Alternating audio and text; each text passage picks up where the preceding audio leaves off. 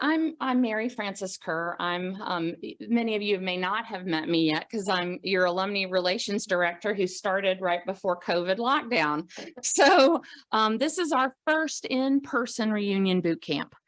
So yeah, since that time. So I'm really tickled that you're here. It is I will just say this. You all represent the Agnes Scott Alumni Association. So it is my pleasure to welcome our president, Ellen Parker Gaffney, who's class of 1986. Actually, I was class of 1987. Oh, that's okay. I mean, I'm glad to remember that. And we just had our reunion this year. And we didn't get to do our last reunion boot camp in person. And I will say it does make a difference trying to do it on Zoom and text message. I mean, we had a great time, but it just was not, this is where you're going to get your work done today. And it's kind of like you're planning a mini wedding, right? And you know, you've got the date locked down, you're going to get your place locked down, and all the other details will sort of fall into place through the year. But reunion is just such a fun time, and I hope you have a good time planning it. I hope your class has a good time when they get together in May. Yes, May. And I have to say, I highly recommend, are we doing the dorms? Yes. The residence halls? Yes. They call them residence halls now. We stayed, much of my class stayed in the residence hall, and they put us all on the same hall, and we had the best time. We had a hospitality suite that was set up in the social chairs room, and highly recommend. And it really was a fun time to come together. One morning I was brushing my teeth in the hall bathroom with somebody from I can't remember what class she was from, but she was 82 years old. And she was staying in the residence hall there for her reunion, brushing her teeth. And she was kind of a badass. And I was really glad I got to meet her. And I would not have been able to have that experience if I hadn't stayed in the residence hall. So that's my plug for doing that if you can. You can stay in a hotel, but Rebecca is way more fun. I don't know. Welcome. Is that pretty much what I was doing? Yeah, thanks, Okay. Ellen. Thank you so much. Thanks, Ellen. Yeah, so we've got some highlights today. You can see the agenda. One of the highlights is to talk about the schedule. I've been trying to walk around to make sure everybody knows where their class party is going to be. Because we've got so many different size classes now, we've matched you to venue. We're excited about that. The other thing I want to point out is that your lunch, we're really excited about what you're going to be able to taste for lunch. These are sampling of some of the items that we'll be sharing with you all throughout the fall in terms of making selections. But we wanted you to know what our catering campus dining was capable of, so that you'll know. There are a lot of changes this year. And I think that starting back with 2020 is, I feel like all I've known is change at this time at Agnes Scott, with doing a couple of virtual reunions, and then having the experience of moving it to summer and then moving it a little earlier in the summer. So I think we have a time that is going to go on for a long, long time. As Ellen said, one of the great advantages of doing alumni weekend after the close of the academic year is that you can stay on campus. We did find the dates this year are May 19th through 21st, and we hope these dates will last in perpetuity. We did find last year we moved it to June, and that seemed the campus had so shut down that it was really that it was wonderful. We got a lot of great positive feedback of how it was to have the campus to ourselves, but a little bit too much to ourselves. We really could not get students back. A lot of our faculty had left too. And so we're really hopeful that this is a good move and a great opportunity. So we're excited and appreciate you all with that. I do want to also share a little housekeeping, is that because of where we are with where we are with COVID numbers, is that the water fountains are shut down so that we have water here. Bathrooms are right outside. If anybody gets a parking ticket, please just turn it into us, and Chief Hope knows that that we are here today, and so we'll just rip that up for you. The other thing is, one of the other things that we wanted to provide to you is we've got a friend, Jane Sylvester, back there. She's going to be here after lunch to talk to you. But for class party favors or class gifts, we realize that some of you all are we're having to do the work of trying to deal with copyrights. And so Jane is someone who can help do that. So if you want to do some swag with her, she can help make that a lot easier. So we're working with her. I'm also thrilled that we're going to have President Zach with us later today at lunch, and she's going to be staying with us through lunch, which I think will be lots of fun. And let's see. The other thing is these notebooks are for you to take home, and we'll be working through those in the process of today. A minor change just in terms of our timing with our agenda is that we're going to hopefully move through everything a little quicker than our schedule says, but there are some times that the times are a little bit like 9:30 is, let's see, the agenda says that we're going to move to engagement and giving calendar at 9:30. Some of this is for our folks on Zoom who might be popping in and out, I guess, and then at 10, it says the schedule says 10 o'clock preview of the Alumni Weekend schedule, but that should say 10:30. So one other change that I want to share is that part of what we want to do is share information about how we're working together. We're going to have an hour for classes to meet together. We are going to pass out the budget information, and we want you to start beginning to think about what you're going to ticket in your budget, and how you're going to charge your ticket and how you're going to do your budget. But most of that work is going to be done in November. As opposed to here today. Part of that is because we don't have the Aramark Catering has a brand new catering menu, and some of those prices are not set because of contracts with the college. So I would just say some of that we just don't know yet. We do, and so some of those prices, it's hard to do without that. So, but we want you to taste and have a feel for if you're looking for a more formal dinner, a more casual dinner, a stand-up reception. Some of those things you can already, you'll be getting to taste. These are all items that are on this year's catering menu. So as you taste things, you'll know and start be thinking. Okay.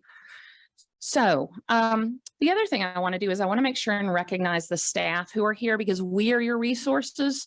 But the other purpose of today is you all to be your own resources. And as Ellen said, the connection among yourselves is really probably one of the best resources we have is your ability to talk within your class, but also to reach out to other classes and say, where have you been? What have you done? How does that work? So, but let me share our staff resources. Oh, there we go. So, as I said, I'm Mary Frances Kerr. I'm joined by my colleague in the alumni office, Tacita Webster.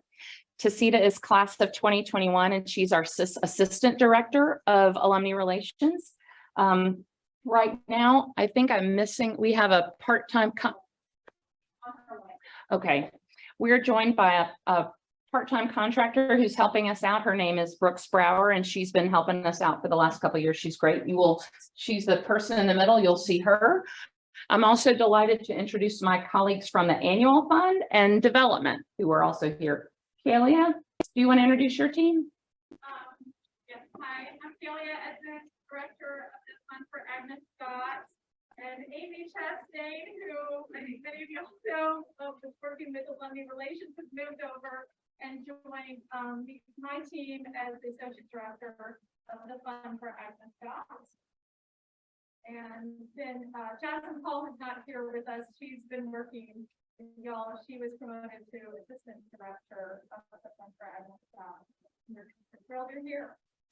And we also have two colleagues from the larger development effort. All the annual fund, of course, is part of development, but I'm joined by one colleague who's here in working mode, another who's here as a fund chair for her class. So I won't put her on the spot too much, but I do want to point her out. But Lee Davis, I bet everybody in here knows Lee Davis.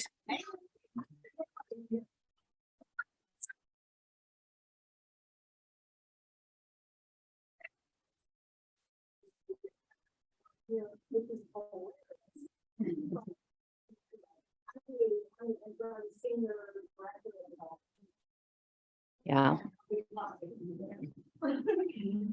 And then we're joined by another one of our colleagues, Liz Santa Maria from the class of 2008. I'm the director of leadership giving, but here's my work today. It's fun. Yeah, Liz joins me in celebrating her reunion this year. And my classmates have known I said, y'all, I'm not gonna be able to talk to you hardly at all today. So please forgive me, except talking at you. So anyway, I appreciate that. Our next part of the agenda. So oh, perfect. Okay, Brooks. Where is that? Brooks Brower is another colleague who's been helping us out. And Brooks, are you Brooks, are you ready to share with us a little bit of overview about the reunion program? Okay.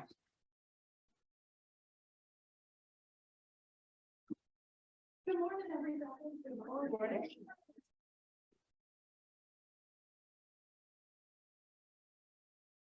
Let me.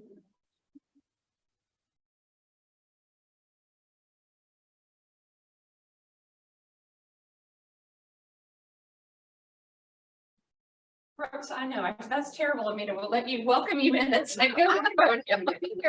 Welcome, everybody. I'm super delighted to have the opportunity to be with you all today. You guys are the fun people, right? Because y'all are the ones planning the parties. Y'all are the ones getting everybody excited, right? So our goal today truly is, our goal really today, may I take this off while I'm up here? Can I take this off? Okay, perfect. Our goal really today is to give you the resources and the tools for you to be successful at the charge that you've been given, that you've accepted for years. You've been doing this for a while. You've migrated into your 5th year. Now it's time to celebrate all the hard work that you've already done. So we are hopeful that we will have the opportunity to provide you with what you need, and then be resources and liaisons as you're moving through this process. You're not doing it by yourself. You've got your team with you, that's your classmates, and then you have the staff that I know Mary Frances already introduced to you today. Perfect. So what I'm going to sort of introduce to you is a bit about the resources that are in your notebook. And that second tab, you've got it's reunion planning. And it's going to outline a number of ways in which the college, the responsibilities of the college, and then the responsibilities of the reunion chair, the social chair, and then how the other officers sort of support that. Throughout the day, Mary Frances and I will be moving through the rest of this notebook, and you're going to see in the notebook, we've said a lot of the same things in different ways. I need, forgive me, to touch it, smell it, feel it. Like I'm that type of learner. So we've also tried to provide that for you, whether it be in written form or also online. We are going to have some resources available to you. Let's see if I can make this happen. Did that work? It didn't. You might have to show me how to do this.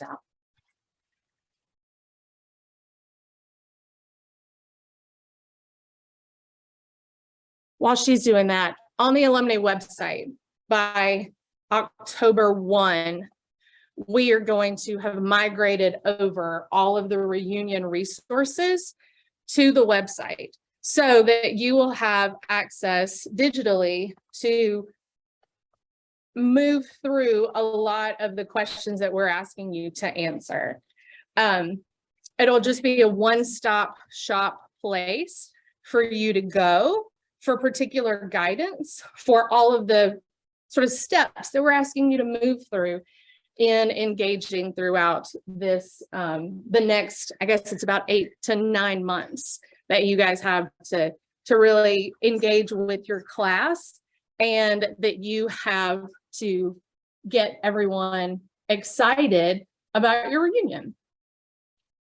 There we go. We Look at were that. sorry about that. Yeah.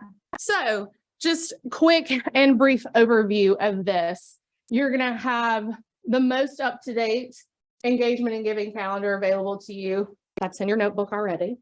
Guidance for president's letters. So presidents, you've been communicating with your classes for a while now, but we've got a few templates that we're going to give you so that you don't have to recreate the wheel. Development, staff contacts, budget worksheets, your officer position descriptions, if you need to be reminded of exactly what you're doing.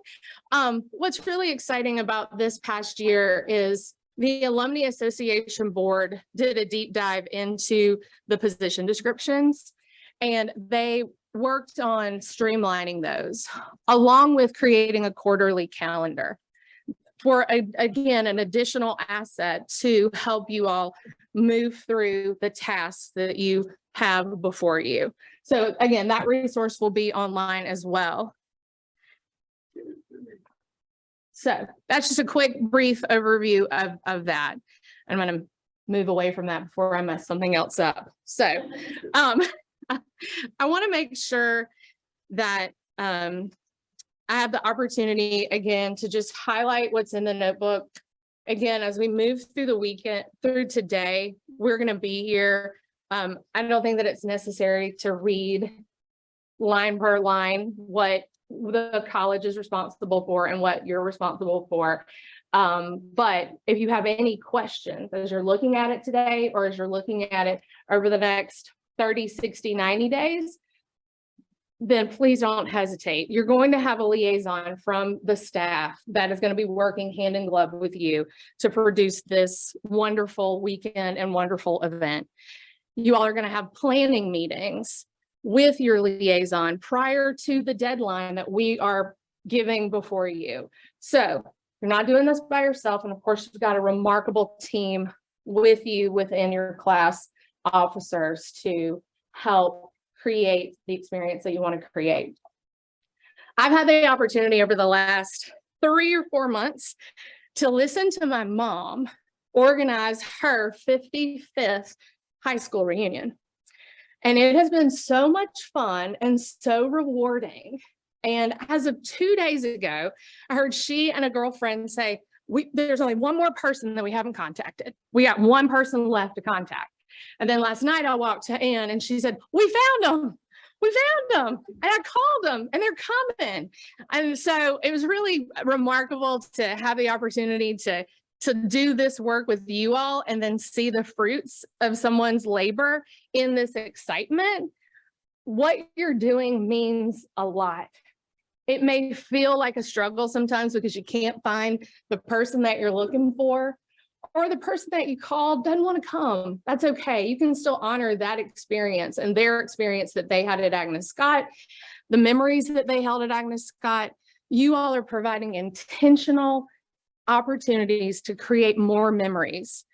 And as I've seen my mom's smile grow bigger and bigger and bigger, I know yours will too, and all of your hard work will pay off. So I'm going to go ahead and congratulate you and thank you 9 months in advance for what you're doing. It's big.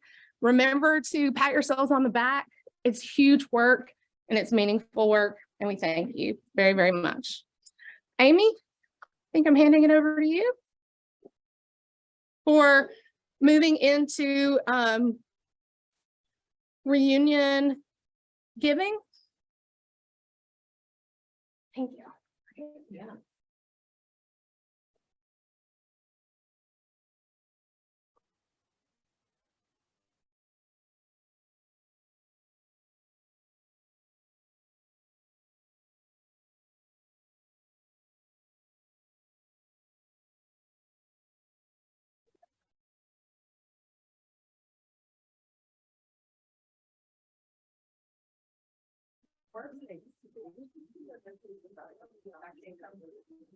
Okay, and then you just, here's your clicker.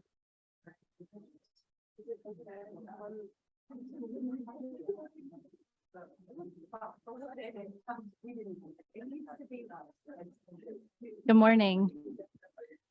Good morning. Can you hear me? This one or this one? Good morning. Hello, can you hear me?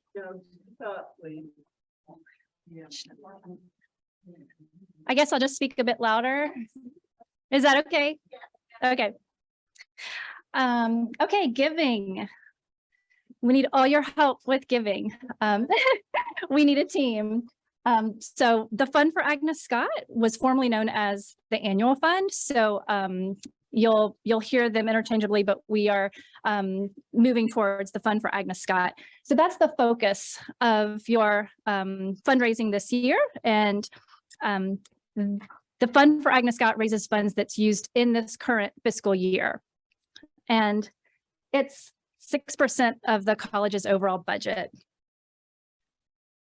Alumni giving is one of the key factors in determining Agnes Scott's position among our peer institutions for the U.S. News and World Report college rankings.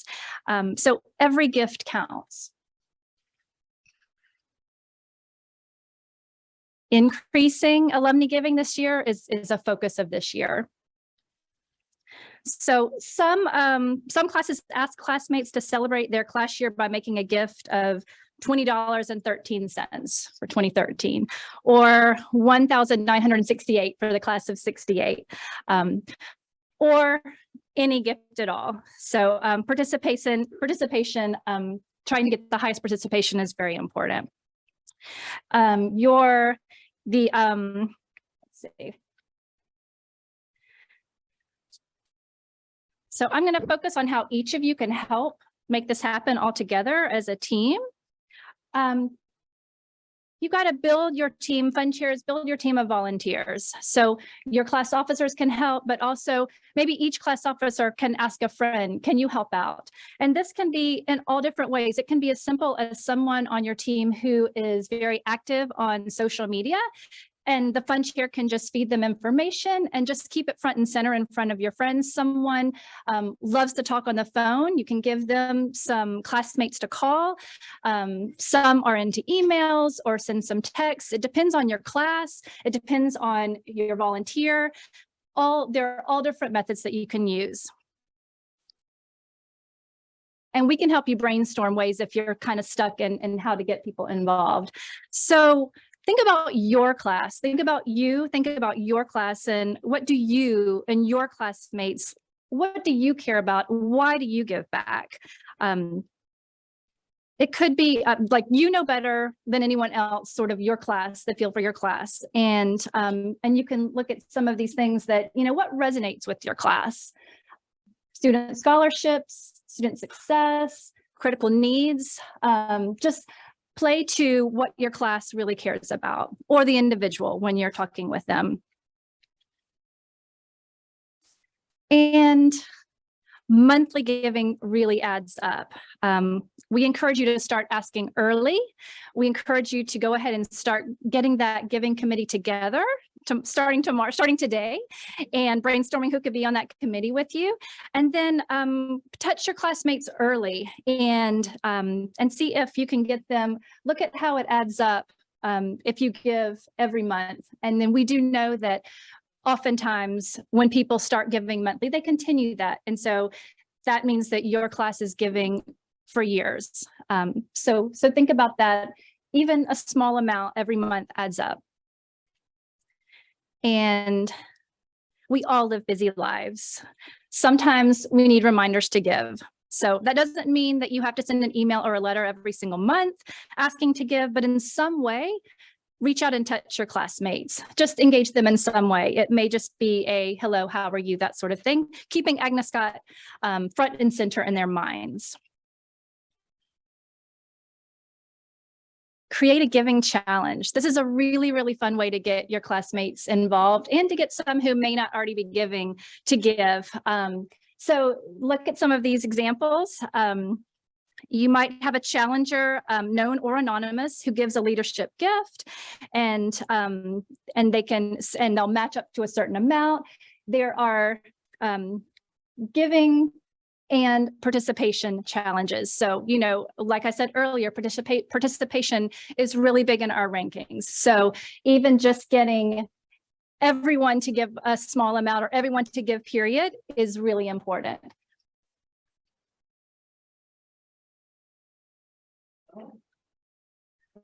and use your social network. There's so many tools, and we have some tools. You can use, phone calls, a little postcard, face-to-face, Zoom or Google Meet, to get together, Facebook or Instagram messages, emails. We also have some ways to help you. So just be in touch with me. I'll be your contact, FundShares directly. We use a marketing software to design class emails.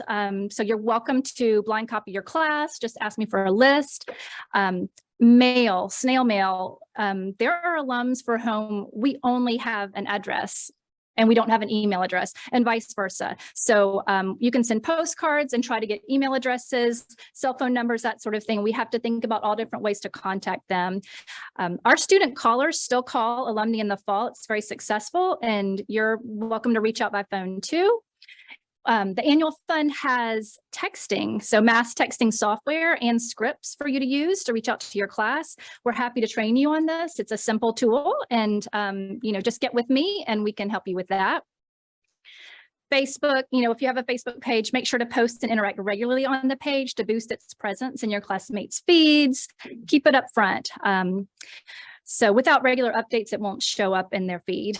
And we suggest sharing reunion class news, but also extended class news, college news, anything just to keep Agnes Scott top of mind. And Instagram, do you follow your friends? Do they follow you? It's a great way to post photos, like old photos of your class, and document committee meetings. And then some classes have had great success with building a website. And you might put like a virtual yearbook on there or something just for the excitement for the class. Follow us.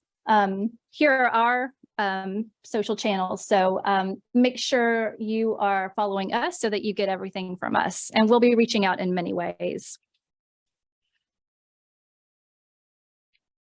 So to reach your class's individual giving and participation goals that will be emailed to you in the next 2 weeks, we can work together to discuss how these goals were set, and we can come up with a strategy on how you can rally your classmates to achieve your goals.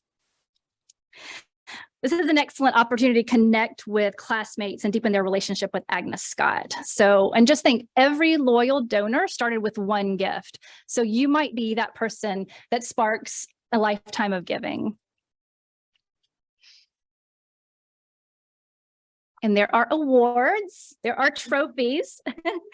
Even if you think your class won't step up, we've worked with many classes that have just designed strategies to successfully engage. We've got some descriptions of those in your reunion FundShare handbook, and I've emailed those out to FundShares. I've also got hard copies. See me if you don't have one yet. So trophies that are awarded at Alumni Weekend, there's the highest reunion class gift to the Fund for Agnes Scott, current year gifts and pledge payments that are due by June 30th. The highest reunion class gift to all funds, current year gifts and pledge payments due by June 30th, plus legacy gifts. Highest reunion class participation in giving, so that's current gifts and pledges due by June 30th. Graduates of the last decade, or gold, award for highest young alumni class participation in the Fund for Agnes Scott, including alumni in the bell ringer years. Those are current year gifts only. No pledge balances or matching gift pledges or gifts are counted in that one.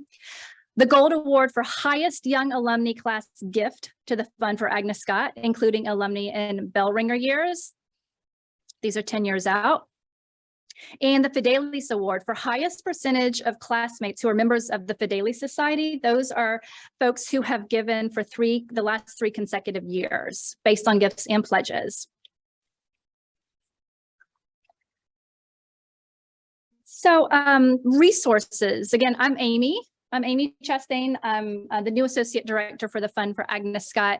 I'm super excited. I know a lot of you from Alumni Relations and from 5 years ago, and I'm excited to work with you. I'll be your contact in conjunction with Kalia, who has a fantastic trainer and onboarder. So I'm learning all of her tips and tricks. And we'll work together to make sure that you have everything you need, all of you as class officers, to support the fund share to meet your giving goals this year. Mary Frances, are we doing questions now or later? We have, okay. So I'm brand new, so I've got Kalia as a resource to answer some questions. But if you have questions that are general in nature to giving, we can do those now. If you have class specific questions, we'll save those to later, and we'll have one-on-ones with me, with Kalia, to answer your questions. But if anyone has sort of general questions that would pertain to everyone, you can raise your hand and let me know. Yes. Great. And I wanted to know, when we were talking about the website, is that something that we could, instead of having a separate own website, can we do that on our alumni reunion website? So there are certain restrictions to the reunion website. Mary Frances, is there, how much can classes? Yeah, I don't know that we really have the staff to customize every one, but what would you say? Some classes that do their own website. For sure. And so we've actually, there are a couple that are really, 2006, I believe, has one, 68 has one. Okay. 21 has a great one. Out there, but we didn't want to get in the way of what we did in 2021, because we did have a tab for each class. We were hoping to build that again. We right now do not have a director of advanced communications, but we're hoping that we can resume that because it worked really well, and it's where we put up class messages. So there are some things, it's not as robust as a complete website. And we'll talk more about that with the social media. Like a lot of our classes have Facebook groups, and that seems to be one way that you can have more dynamic content sharing with your class. So those are some Yeah. of the best practices that we would share. So I don't know if that exactly answers your question, but it's about what I got right now. Okay, thanks. Yeah. Kalia? Just wanted to maybe mention it at the top. I'm just gonna remind everybody, Friday, May 5th, 2023 is the reunion giving deadlines. Just keep that in mind when you're talking to all of your classmates. That's the date by which you have to have all the gifts documented, or gifts in or pledges documented, for them to count for the trophies. So pledges don't have to be paid off until 30th, 2023, but they have to be recorded. So keep that in mind as you're doing your fundraising. Are there any other questions for the group? Okay, thank you. Thank you. Thank you. Thank you.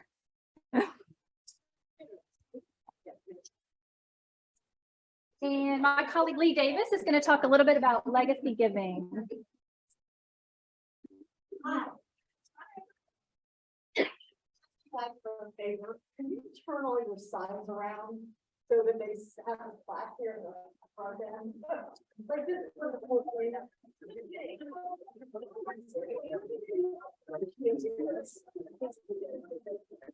is very I want to thank you for doing that. This is not a flat surface, okay? Thanks for doing that. I'm Lee, and I worked in the annual fund for 10 years. So if you were a fund chair anytime between 2004, 2004 and like 2016, you probably worked with me. But it's been a while since I've been in the annual fund, and now I am doing legacy giving. But I just wanted to give you some, like, maybe perspective on where we are in development and in our support, alumni support for the college. So before I start talking about legacy giving, I just want to tell you how amazing the last couple of years have been at the college, with all of the support that the college has received from mostly from alumni and from some other constituents. Do I need that? I need that. Okay. All right, so, it's been a couple of crazy years around here. As you all remember, we were all locked down for a while, so we haven't been able to get out and chat with you a lot and talk face to face with you. But in addition to that, we also sort of, haven't had very many people to do it. So, but it has been, this year has, or the year that we just finished, fiscal 2022, was an incredible year. We started the year kind of shaken up. We didn't have enough people, and we actually still don't. If you count all the people who were in, if you count the jobs that are right now filled by people who are interim somethings, we actually have 9 open positions in advancement. So I just want you to know how much we appreciate each and every one of you and the work that you do on behalf of the college through your class. A really cool thing happened this year that I really wish, I wish you could be here, but we have this interim vice president named Jake Schramm. And he came to us in the fall. He's incredibly well qualified. It's like having Mick Jagger come into your office and be your boss. And he doesn't look like Mick Jagger. That was probably a bad example, but just like in terms of higher education, he's a Mick Jagger of higher education. He's a rock star, no joke. He sorry. He was the national chair of the board of the International Advancement Association of all higher education. And I mean, he was a president of 3 different colleges for 27 years. He led Emory's first big campaign before that. He's really great to have around the office because he has a divinity degree from Yale. So it feels like having something like Santa Claus and your minister. And he also is an amazing fundraiser. So he really pulled us together despite the low numbers. And, you know, we lost some great people in the last couple of years. The pandemic, the great resignation, and everyone thinking about their lives and shifting priorities happened here too. But he pulled us together. Oh, I forgot, his daughter Kate went to Agnes Scott. She graduated in 2011. And he served on our board for 6 years soon after that. So he's very well qualified to lead us. Unfortunately, his title begins with interim. We're hoping to keep him forever. And I think President Zach is too. But what happened was when he retired, he moved to Decatur and he walked into her office and said, "Hi, I'm Jake Schramm. Is there anything I can do for you?" And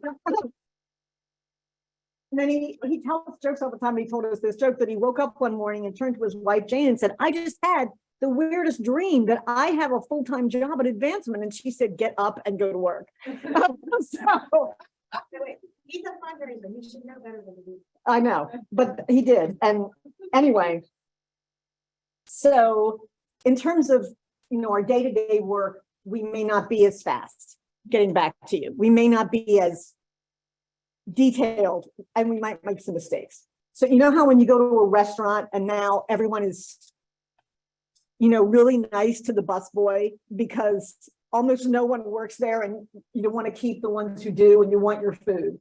We're kind of in that spot, so we appreciate your patience. I just want to tell you first, we really appreciate your patience.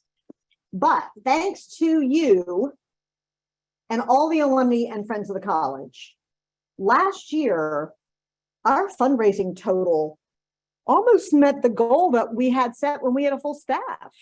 We actually received more than $17 million in gifts and commitments in fiscal 22. It's amazing. You all were amazing. And the Fund for Agnes Scott broke $3 million for the first time in Agnes Scott's history. With a brand new staff, I mean, everything we're doing is a miracle right now. And I want to thank you for it. It was a really good year. Oh, and my favorite part is that, what's not my favorite part, but a really good part is that we're at $25 million in the renovation of Main Hall. So we're really close. They're going to start construction on the interior in January. It's moving forward no matter what. So we have a little more fundraising to do because, you know, when you get a quote for a whole building in 2018, and then you have a global pandemic and logistical issues with every single supply, prices go up. So we're going to keep raising money, but we just, you know, we're really thrilled with how the college has come through and you all have come through for the college. Thanks. I guess I could talk about legacy giving really quick. Okay. I'm going to do this kind of quick because most of you might think you're too young to even think about legacy giving. Look at that. There's that picture again. But you're not. Legacy giving is, well, we need to talk a little bit about what I'm talking about. What's a legacy gift? A legacy gift is a gift that you make, you plan for. When you make it, you're not actually even here. A legacy gift is a plan that you make in your estate plans to benefit the college. And so it has virtually no impact on your daily day today. It's a future plan, and it's probably the biggest gift you'll ever make in your life. If you choose to make a legacy gift to Agnes Scott and make a plan to include Agnes Scott in your estate plans, it's a complete change from your everyday ability to give. It's going to be the most significant thing you can do for the college. A legacy gift is different from an annual gift in that you make sure that you plan for the future, you're planning for your loved ones, but it's also something that expresses your values, shows your appreciation for all that Agnes Scott has done for you in your lifetime. A lot of people think, you know, they're too young to do this, or, you know, when should I do it? But there's a lot of different times where you might want to make a legacy gift.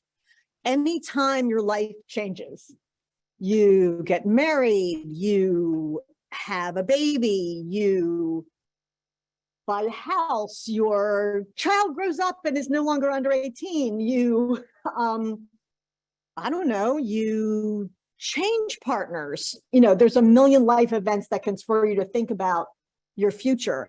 Some of us in the room have already thought about this future and have contributed to Agnes Scott in this way. At this point, it's a commitment. That's all it is.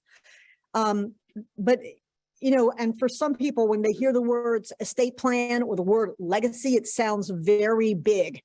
I want you to know that anyone can make a legacy gift to the college.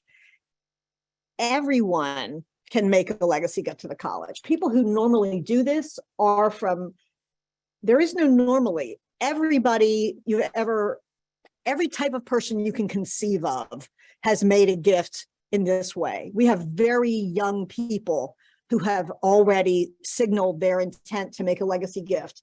I think the youngest member of our Legacy Giving Society is from the class of 2015. We also have people of very modest means who have contributed extraordinary gifts. In fact, we are right at the edge of receiving the entirety of an amazing estate gift right now. I don't know if any of you all have ever noticed that little white house that's on the corner of the campus, that's like part of the campus, but not really. The owner of that home, Edwina Davis, from the class of 1946, died last September. She lived outwardly a very modest life. She was very conservative in her spending. She lived in the house her parents built. That's how long, that's why it was never part of the campus, because it was first, or not first, but close to it. She drove the oldest VW you've ever seen, like one of the original VWs.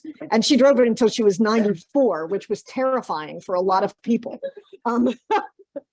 You would often see Edwina walking around the campus. She walked every day holding a transistor radio up to her ear that was a transistor radio. Like, how long has it been since you've, I mean, how many of you have ever seen a transistor radio?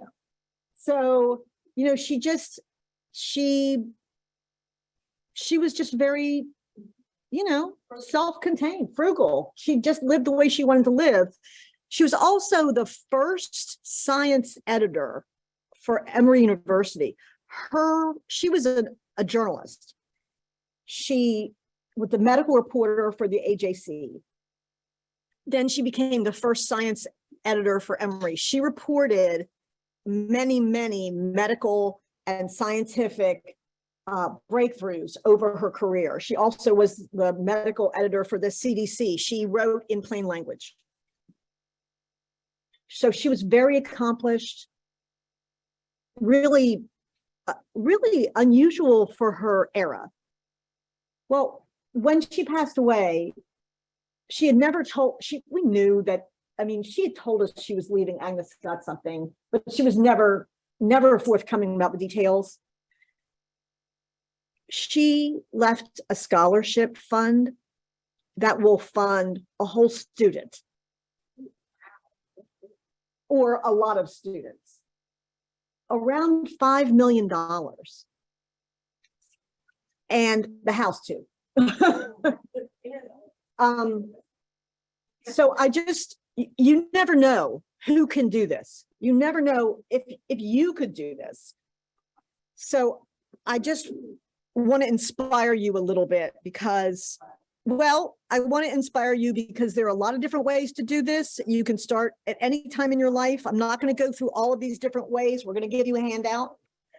But at some point, your classmates' legacy gifts are going to count in your reunion. So you can start, we start promoting this and talking about it when you're young. And then when you're at the mature level of your 50th reunion, it starts to count. This is a really great way to sweep the trophies because a declared, documented legacy gift can make you win it all. It's really easy to document this with the college. We ask you to make an estimate and it's a non-binding agreement. You'll see a copy of that in the handout.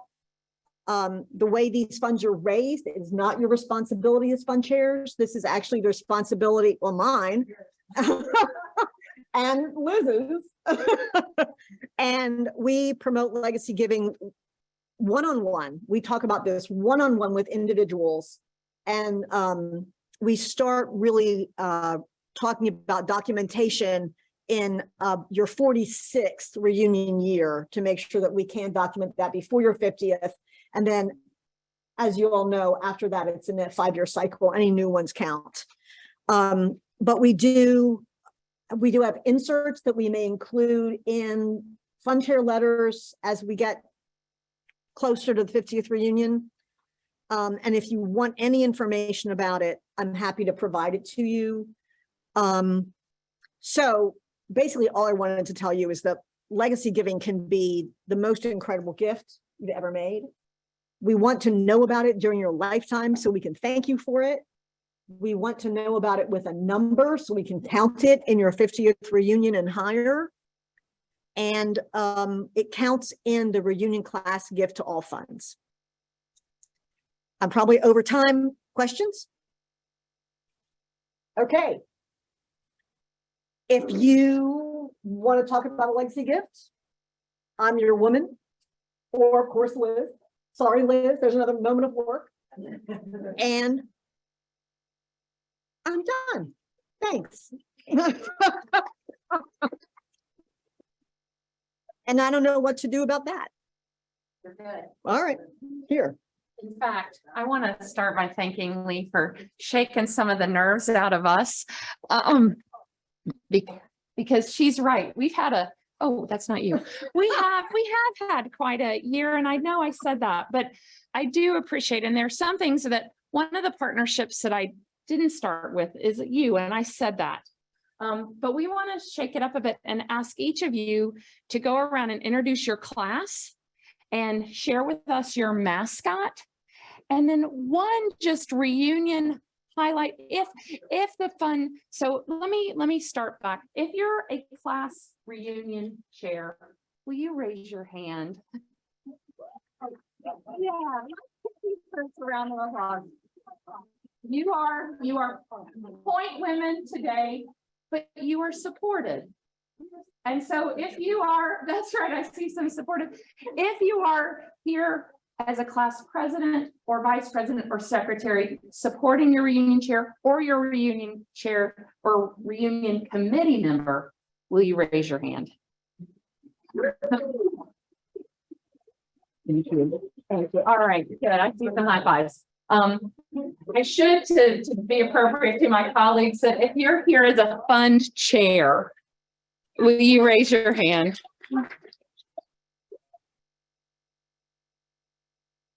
All right, I got a trick question. If you raised your hand more than once in that previous session, will you now raise your hand?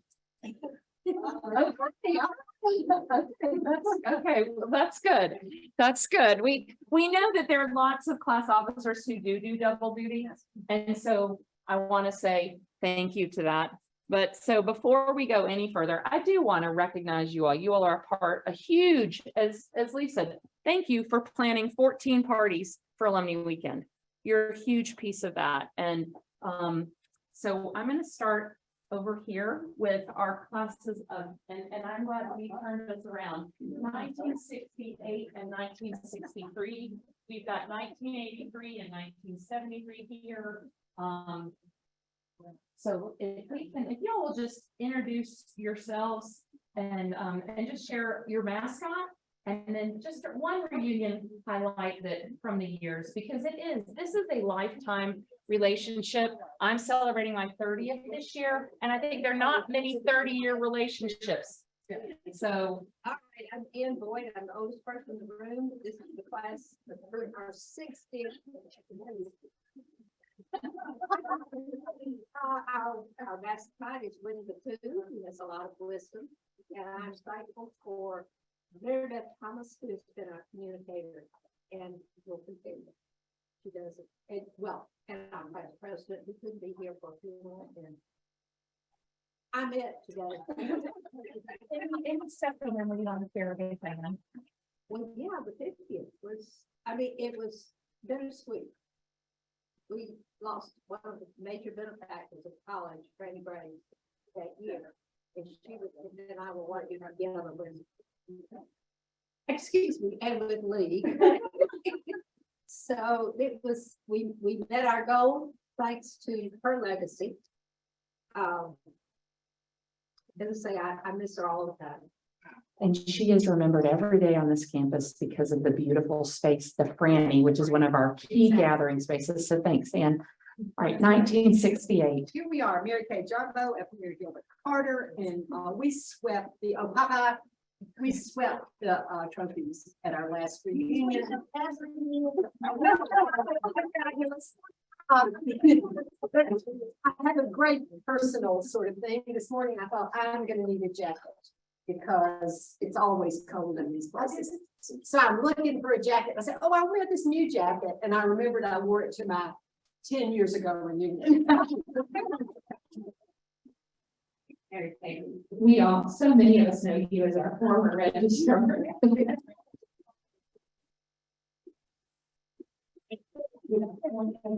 All right, can I hop over here to, okay, and I have been told to bring the mic to you, so that's why I'm inserting myself. Okay.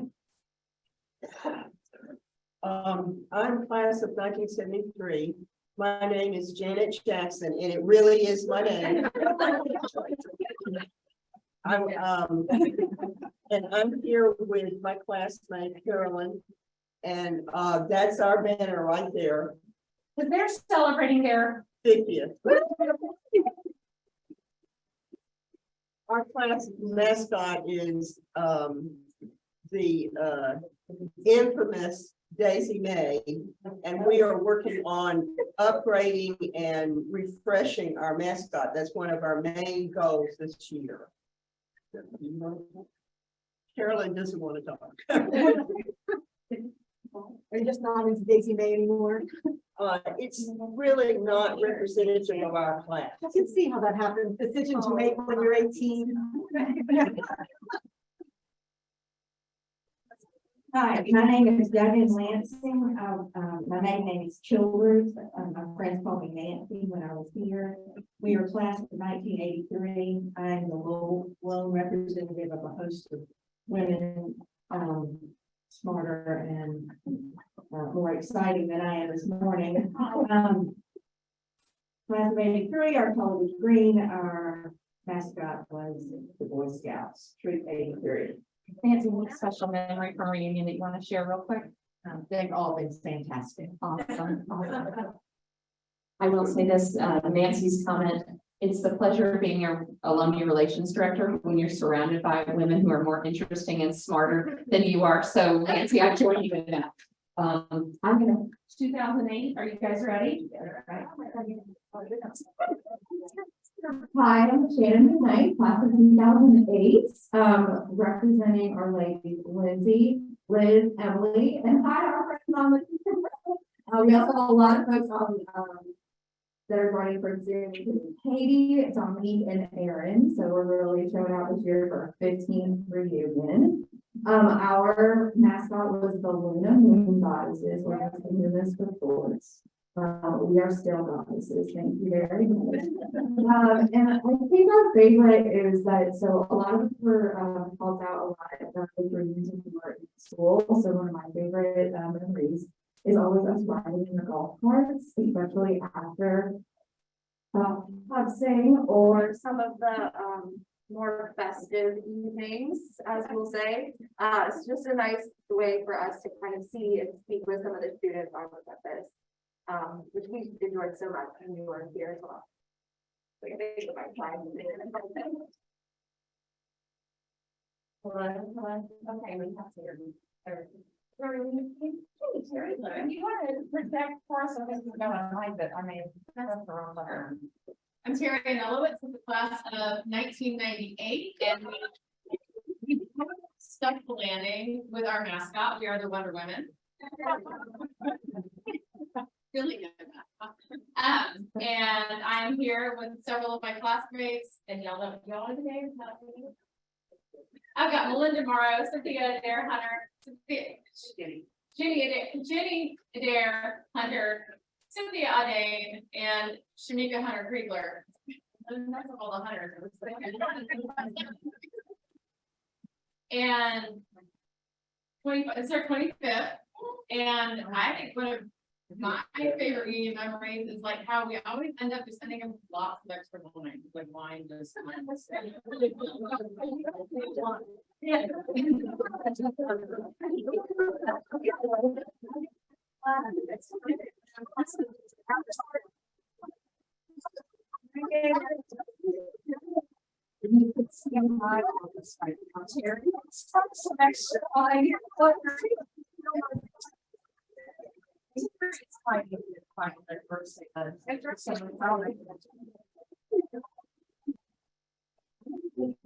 Class of 93.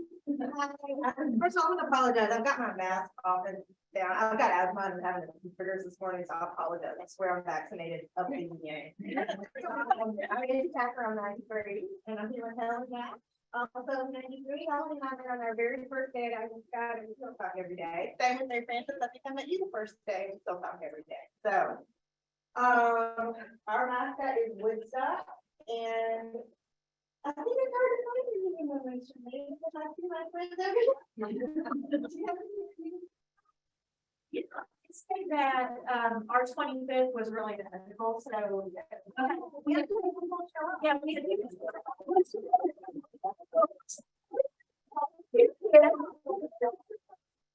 that we hadn't seen for years and years, but had never come to reunions before. So it was really, I think that one was really special. Also,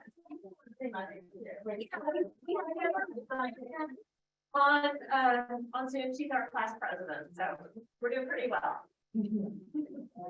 If I can add to that, and this is part of what we'll be talking about as we go through the notebook, being a class of 93 member myself, is I know what these class officers did in terms of reaching out, finding lost classmates, making personal contacts. It was just an enormous effort. And I would say that the fun, I was a fun chair earlier in my alumni career kind of thing as a volunteer. And Deborah Waters Adams, also lots of personal contacts. Her daughter's starting here this fall. So it's just, I think it's really important to remind Isabel Adams is class of 2026 and just started here. So, I mean, I know that they're not the only ones, but I would just say, these are the stories that inspire us to do what we do. So our 88, I'm handing this to you. Put it down. And Lynette. Okay. Hey, I'm Lynette Malmesbury quickly, and we're class of 88, we're the pilots. And I think that's still pretty fitting of all of us. This is my classmate Adele Clements, and we're looking forward to a great, reunion. We've had a lot of good times in the past, and I think one of my favorite memories is trying to think when we were in the I guess we were over on the other side of the campus. I think it was 5 years ago, and we had a kind of a mixer thing, and it was just so amazing to see everybody, just the energy that comes from that. So looking forward to it. Mary Frances. Yes. That triggered, I'd just like to say our president, who's Gloria Ellis Bryant, has a granddaughter who's a friend. That's cool. And I'm not sure of her name, but she may be blind. I'm not sure. No, that's awesome. We have had a lot of legacies in the last years. Yeah, my daughter will live in too. She's 17, so. Everybody's got awesome. Right? Yeah, and Duggan, your daughter, so graduated in, Duggan, what year did she graduate? Miller graduated in 2017. Yeah, that's kill. Yes, I know he was.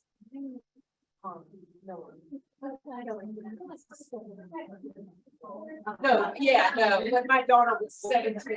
Yeah, Kelly, my daughter was 17.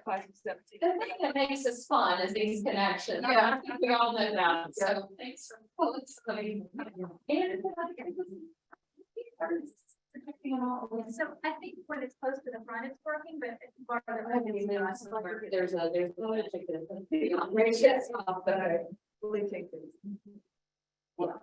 All right, I'm in Hodges, I'm in class of 78. I'm here with Kathy, our president, Judy, our fun chair, and Paige.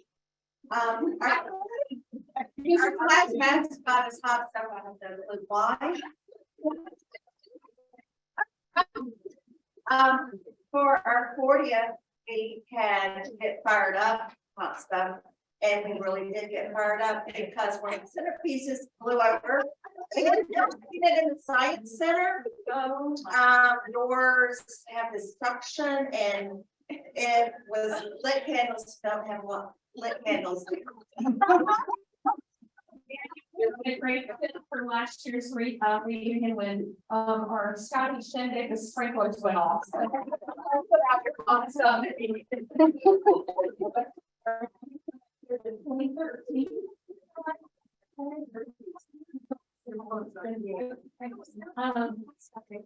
I'm Brianna Castillo, class of 2013. I'm here with our president Megan and our reunion chair Ruby.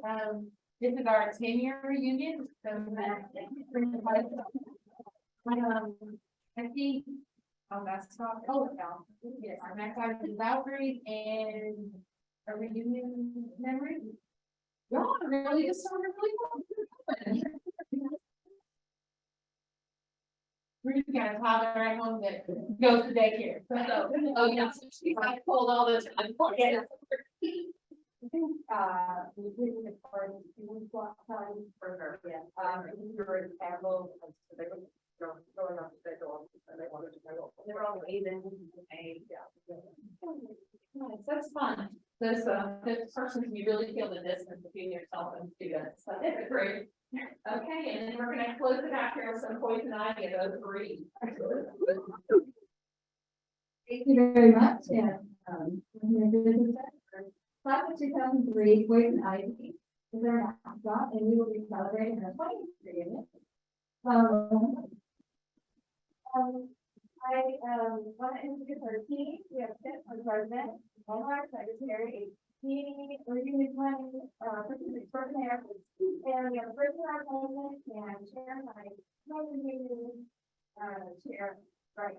And then I want to say hi to the Quinter is on Zoom because we have several folks who wanted to be here and decided to join the Zoom instead. So hello, everyone. And let's see, reunion memory. I think a lot of us remember winning the hard fought Molly Merritt Trophy and our reunion there, right? And I remember drinking sparkling wine out of the cup with President Peach because we came to visit us at our class party and we took photos and that was really fun. On a personal note, one of my favorites is messing with JJ, Dennis Johnson. We were working on it for several years, and so I love your name, JJ. Oh my God! And I remember the class, it was really cool. You know, it is broken. I have seen the pictures. Thank you. That's awesome. Thank you. Great. Thank you. Well, one trend I hope you're noticing is having that committee. If you have a small committee, this is that time. One of the documents in your notebooks, and we'll go back over that, just what's all in there, is a list of helping you think about who is in your class. You have a class directory. Who might be able to help if you haven't? I'm sure everybody's thought about who to help before, but I think this is a set time where you've got some time. Look through that directory and try to think who can help us do this if you don't have as much of a committee as you'd like. That's a really, this is just set some time aside to give that thought. The other thing that's in your notebook is the best intelligence we have about how to plan a party. And we've tried to really, it's not new information, but it is a little bit reordered. We think in ways that we hope are a little bit more intuitive. But that is there to be to help guide you with questions as a resource to you. Because that's each other, those memories, you knowing what works, and then those best practices that we have gleaned from you and put in that document is sort of your best source of information. But I do want to also let you know, and when I started with staff, as Amy, appreciate you reminding, is for the 50th and older classes, I'm your point of contact. For the youngest classes, gold, so 10 years and younger, those, is that? I'll be working with 2018, 2013, and 2008. Okay, okay, so that's your staff liaison is Tacita Webster. We do have one of those vacancies that we shared, and Brooks has been helping us for the last couple of years as we move to all digital and then as all less than fully staffed. But I would say that when we have an associate director, they are the main point of contact for leading an alumni weekend, but they manage all the other class. So as soon as we have that person in place, please watch for a name tag, or I mean an email, not a name tag, watch for an email. But if you're 50th and older, you're with me, 2008 and younger, you're with Tacita, and then the wonderful middle will be working with our new associate director who's sort of leading the whole charge. So just to let you all know, and our contact information is in there in the first section. And like I said, as soon as we have an associate director, they'll be sending out an email to connect with you all. Before I go any further, I'm gonna reintroduce Brooks here to just make sure that we have talked through about what all is in that notebook. We've kind of highlighted it. We're gonna finish that up. So I'm gonna put on my old teacher hat for a minute and truly go page by page if y'all are open to that. to set the stage a bit more for what resources we've provided here in your notebook. So looking at, we're already running through the day and moving through the agenda, and that's our guide point for what we're doing today. As Mary Frances mentioned, we have already provided for you the contact staff and support there, that very next page, so that you know who to reach out to. And this team works so closely together that if they don't have the answer, they're calling the right person to get you connected to the person that you need to be connected to. The next section of reunion planning and giving are those dynamic resources for you all as reunion class officers to have a step-by-step guide of who does what. So in looking at the reunion class, it gives you guidance on, we're going to point you back to those best practices and those planning guidelines. And then state point by point, this is what your lane looks like as a reunion chair. And then this is what the college's lane looks like. Y'all are probably going to pass each other at some point in time. You're going to be a little bit quicker than the college is going to be, and the college is going to have to catch up to you, and a little bit vice versa. You're going to be working in tandem. So we hope that this resource gives you kind of a point by point guideline of who does what. And then we move in we dig a little bit deeper into the purpose of the class officers. We limited in this resource only adding the reunion chair position description. Earlier in the month, the college hosted a planning and training for all class officers. And as I mentioned earlier, the Alumni Association really tweaked those class officers position descriptions. So if you have yet to receive a link to that full handbook, if you don't have that resource, or you're a president or a vice president, We'll send that out. Then- You can let us know. okay, perfect. That's going to be sent out to you.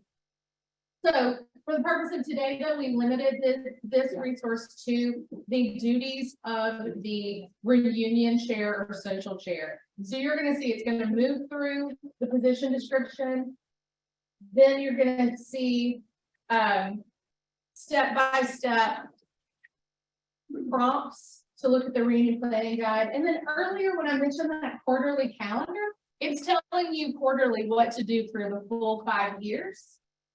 And I don't want to move too quickly, but don't be concerned. You're like, oh gosh, we're already in our 5th year and you're now telling me I had things to do 4 years ago. Don't worry about that. You're fine. You're absolutely fine. Because as we've already noted here, you pulled together some great people and you got a full class here. You pulled your committee together, right? That's what you've been doing for the last 5 years. You've got those connections, you've got those relationships. So that's what that about 4 years was about. Now we're about planning. So you're going to move to that reunion 5th year. And this is where you start seeing again. I said it earlier, we're telling you a lot of the same information in multiple ways so that we hope that we're connecting with you specifically. But you're already attending reunion boot camp. Mark it off your list. You did that. I like to brush my teeth. Mark it off my list. I did that, right? So you're already done that. So you're going to move through. And then we hope that we've already been cognizant about some frequently asked questions that you're going to think about as you're planning within these next few months. We probably have not exhausted all questions. There are going to be more that come up, but we have added a few in here to hopefully prompt and get ahead of the game. Also, we've added some best practices just for planning your reunion. You guys are such good communicators, and I know we saw relationships built between earlier classes and later classes that you noted earlier. Y'all are so good at connecting with one another. And so you've given us a lot of best practices, but the best practices are in this room. Y'all know how to connect with one another. So don't use today as an opportunity for networking and getting to know the classes that came before you and the classes that came after you so that you can continue to connect with one another and really brainstorm around really great ideas. Next, in a few minutes, we're gonna have Amy and Cecita come in and discuss, again, this reunion and planning engagement and giving calendar. This is gonna set the timelines for you for this upcoming few months. Things that we're asking you to do, things that we're doing are on the calendar, both in alumni relations and in annual giving. So this is your guiding, sort of guiding light for markers throughout each month to make sure that you're actually moving through these tasks. And to also hold us all accountable. There may be moments where we're running a little bit late and you're like, hey guys, y'all need to step it up. This is supposed to happen this month. And we're okay in receiving that information. Mary Frances in a minute is going to go over the alumni weekend schedule. This is what you actually are so excited about. We're excited about. It's going to be a fun, full weekend. So she will be here in a moment to discuss that. And then later on today, we're going to give you all some opportunities to actually do some deep dive planning. And there are some documents under, actually, I think my notebook is out of order. So before I say that, let me jump to here. We've got some resources in the back for party planning. And that is that party planning guideline that is going to give you step-by-step party planning guidelines for best practices of what we've heard from you in the past and how to help you move forward. Okay. And then I'll jump to this afternoon. We're going to give you some opportunities for deep dive planning. We're going to give you the opportunity to see your space where you're going to be hosting your event. We're going to give you last year's setup notes so that you can begin to start visualizing what previous years have done in that space, begin to get a feel for it. And then you're going to come back this afternoon and you're going to begin to look at what we're calling plan on a page. And these are some prompts for you to begin considering for your party. Now, you are not going to have to answer these questions so definitively today, but it's a way for us to begin a dialogue. Earlier, I mentioned that you're going to be talking to your liaison, whether it's Cecita, Mary Frances. I'm happy to step in and help with some of the classes as well. You're going to be dialoguing with your liaison, and these are just really important prompts for you to be considering. There are a couple, this page in particular, plan on the page, we're going to want to get back because we're asking a question of who's on your committee. We want to make sure we know who you're working with, and so that we can dialogue back and forth. I will make one note though. The college is asking that you designate one person to communicate back and forth with your liaison. So if that is the reunion chair, that way the reunion chair can dialogue back and forth with the college with party planning, and then they can then disseminate that information to the rest of the committee. So again, not to belabor these pieces, but you'll have the opportunity this afternoon to look through them, and they will begin to help you construct your party, your plan, your intentional vision for the fun that you want to have. And then there's also finances, but that will come a little bit later once you've been presented with your actual menus. We have a deadline with the catering staff for when we'll be presenting those to you in early October. So you'll have an opportunity to look at that. Any questions? Certainly, yes. Under the tab called just planning, it said on the plan on the page on the flip side, it says update your class list and take a copy home with you. 2 copies presided in your notebook. We are going to provide those to you at lunch. Well, when you come back during lunch, you're going to have those on your table. And you'll have 2 copies to take home and then 1 copy to return to us. In that planning time, you'll have an opportunity to let us know, hey, we've got some updates coming your way. Okay. Great question. Anybody else? All right. I think before we jump into that, going through the calendar, I think everybody's probably ready for a good stretch, get a little water, get a little coffee, powder your nose. So. And colleague Lee Davis is going to kick us off to this next part of our program. Thank you, Lee.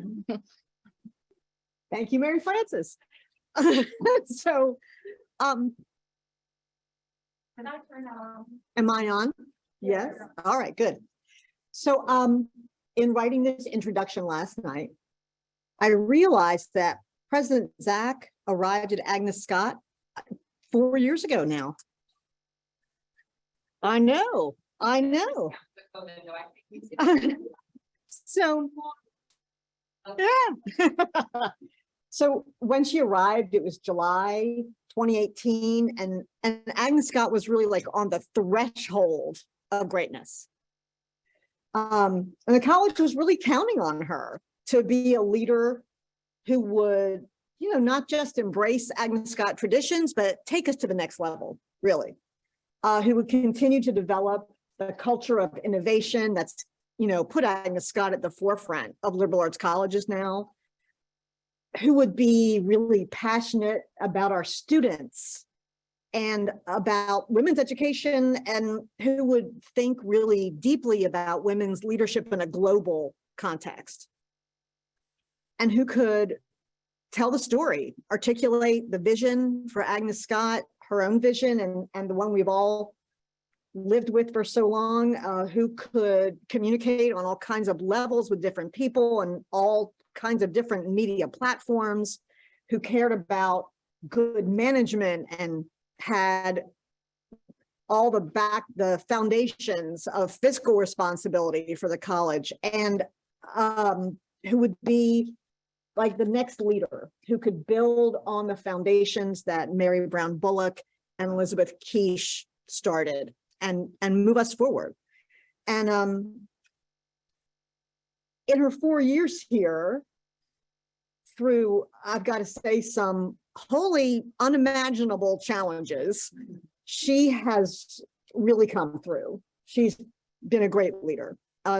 She's terribly qualified. She's a fellow women's wicked qualified. There you go. She's a fellow Women's College graduate, Phi Beta Kappa from Mount Holyoke. God, I wish I were Phi Beta Kappa. She received her law degree from Northeastern University. She has an extensive background in international economic development and project finance. She worked under both the Bush and Obama administrations and led the, confirmed by the US Senate, which, pretty much means she passed, to serve as the director of the US Trade and Development Agency, which is the most globally focused of all the government agencies. And somehow she found a little time to teach law at George Washington. So I remember that she arrived right after your last reunion. So this is probably the first time that you're getting to meet her and getting to know her, and you're really going to like her. You're going to love her.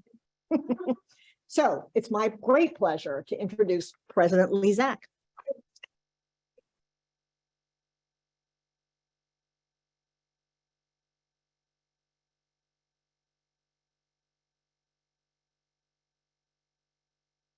I'm going to get in trouble already by moving the mic.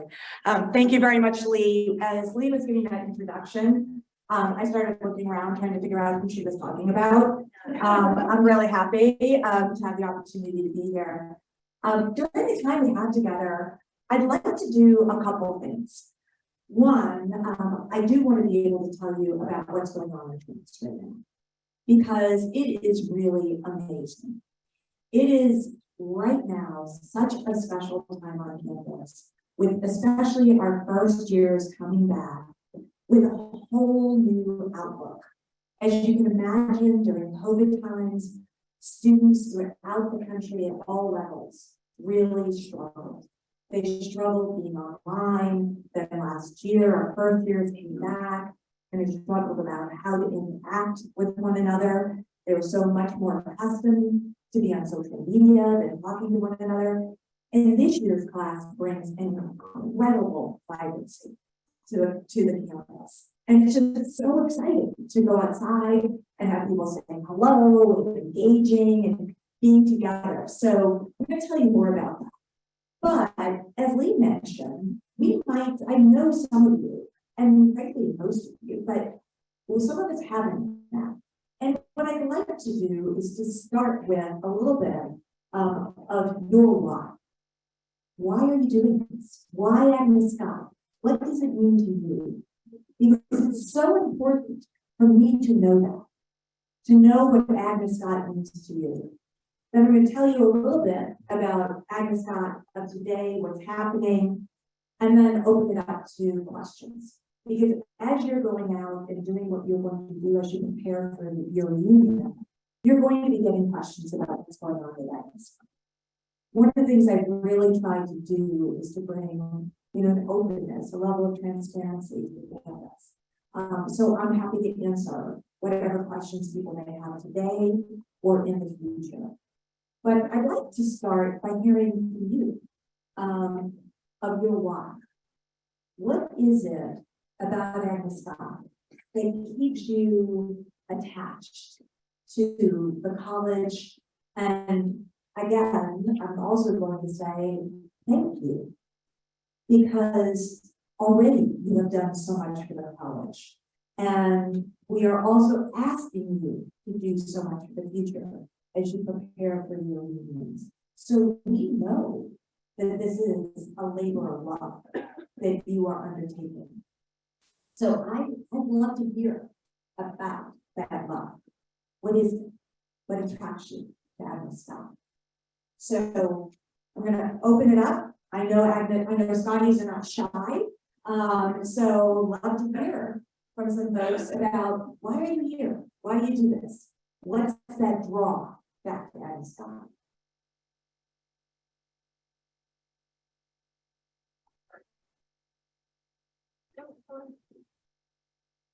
I'm Helen Nash, Pleasant Lake degree. And my love for Agnes Scott started while I was attending. I came in here expecting to transfer. My mom told me to just go here 2 years and then I could transfer somewhere else and get a good basis for my education.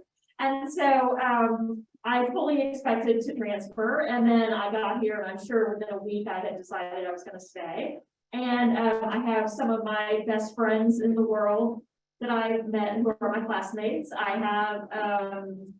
live across the street, across the railroad tracks. I mean, I really didn't leave very much at all. And I really I really honor my education, of course, and I know that I wouldn't be the writer I am today, or I wouldn't have the confidence to speak up in public and that sort of thing.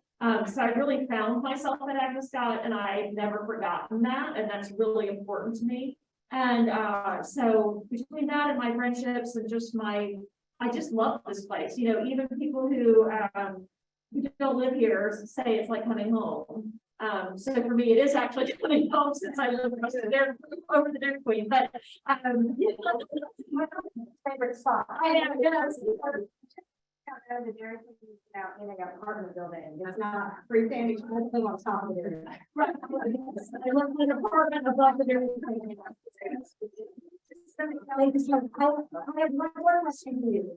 Class color and next up. Yes, we are a yellow color, so we are Woodstock, little friend. And we turned it into a hippie because of the anniversary of Woodstock that was happening while we were here. Awesome, thank you very much. Who else? My name is Janet. I'm class of 1973. We're celebrating our 50th reunion. And I am here because Agnes Scott is about the future. I have a 2-month-old granddaughter. Congratulations. Thank you. I want her to live in a better world that is kinder and better for women. And that means Agnes Scott. Oh, I love that. Mascot? Oh, the infamous Daisy May. Colors are gold and white. Awesome, thank you very much. Hi, I'm Emily Morrow. I'm Red, 98, Wonder Women.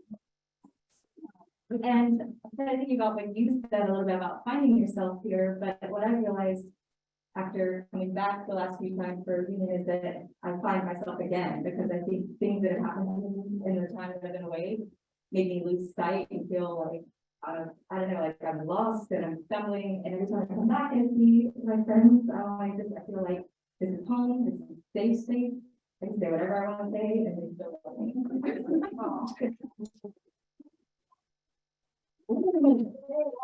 Mention that. What's the Davis class? Yeah. I should be honest with all of my life, so if you don't know, is our dean of admissions. And the minds us about our class. I can project, I was a theater major, so. I am Emily Jones, class of 08, we are a blue class. Blue Moon Goddesses was our mascot, is our mascot. I teach middle school in the Bronx. I did Teach for America after I left Agnes Scott.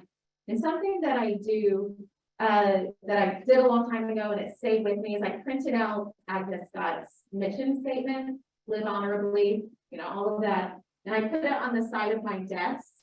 And as I'm teaching my students, I think about how can we, especially right now in the world of education, where I know school boards or people are interrupting school boards and things are happening. And I'm an openly gay teacher in New York City. And I think about just making sure I'm bringing my true, authentic self to the classroom. And I think I got that here at Agnes Scott. And from the example of my lovely fellow Lunas. And that's why I keep coming back to Agnes Scott, because I see it doing that for so many different people.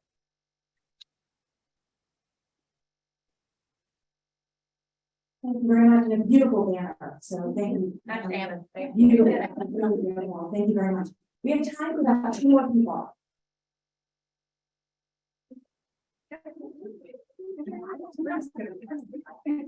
Terry Elwood's 98 Wonder Women, and I work in a field that is very male dominated. And I have colleagues, female colleagues, who have often said that it could be a very intimidating place to work in government as a woman.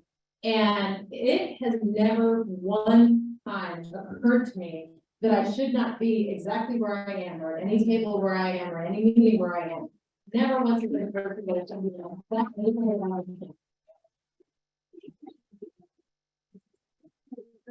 One more? Like, obviously, this was We have one more, wants to share otherwise. How about poison ivy?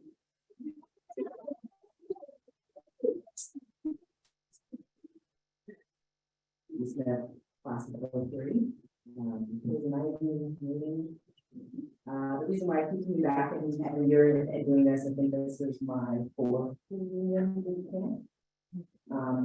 And I do it because our class is the most badass people women that I ever had. Just really in my entire life, and I think that you know, all the ones that I've met, and then holistically women's colleges. Every time I meet an alum from a women's college, it's like an immediate connection, an immediate understanding, and they are always the most amazing people that you just ever meet. So that's why I keep them back. Thank you. Anybody else?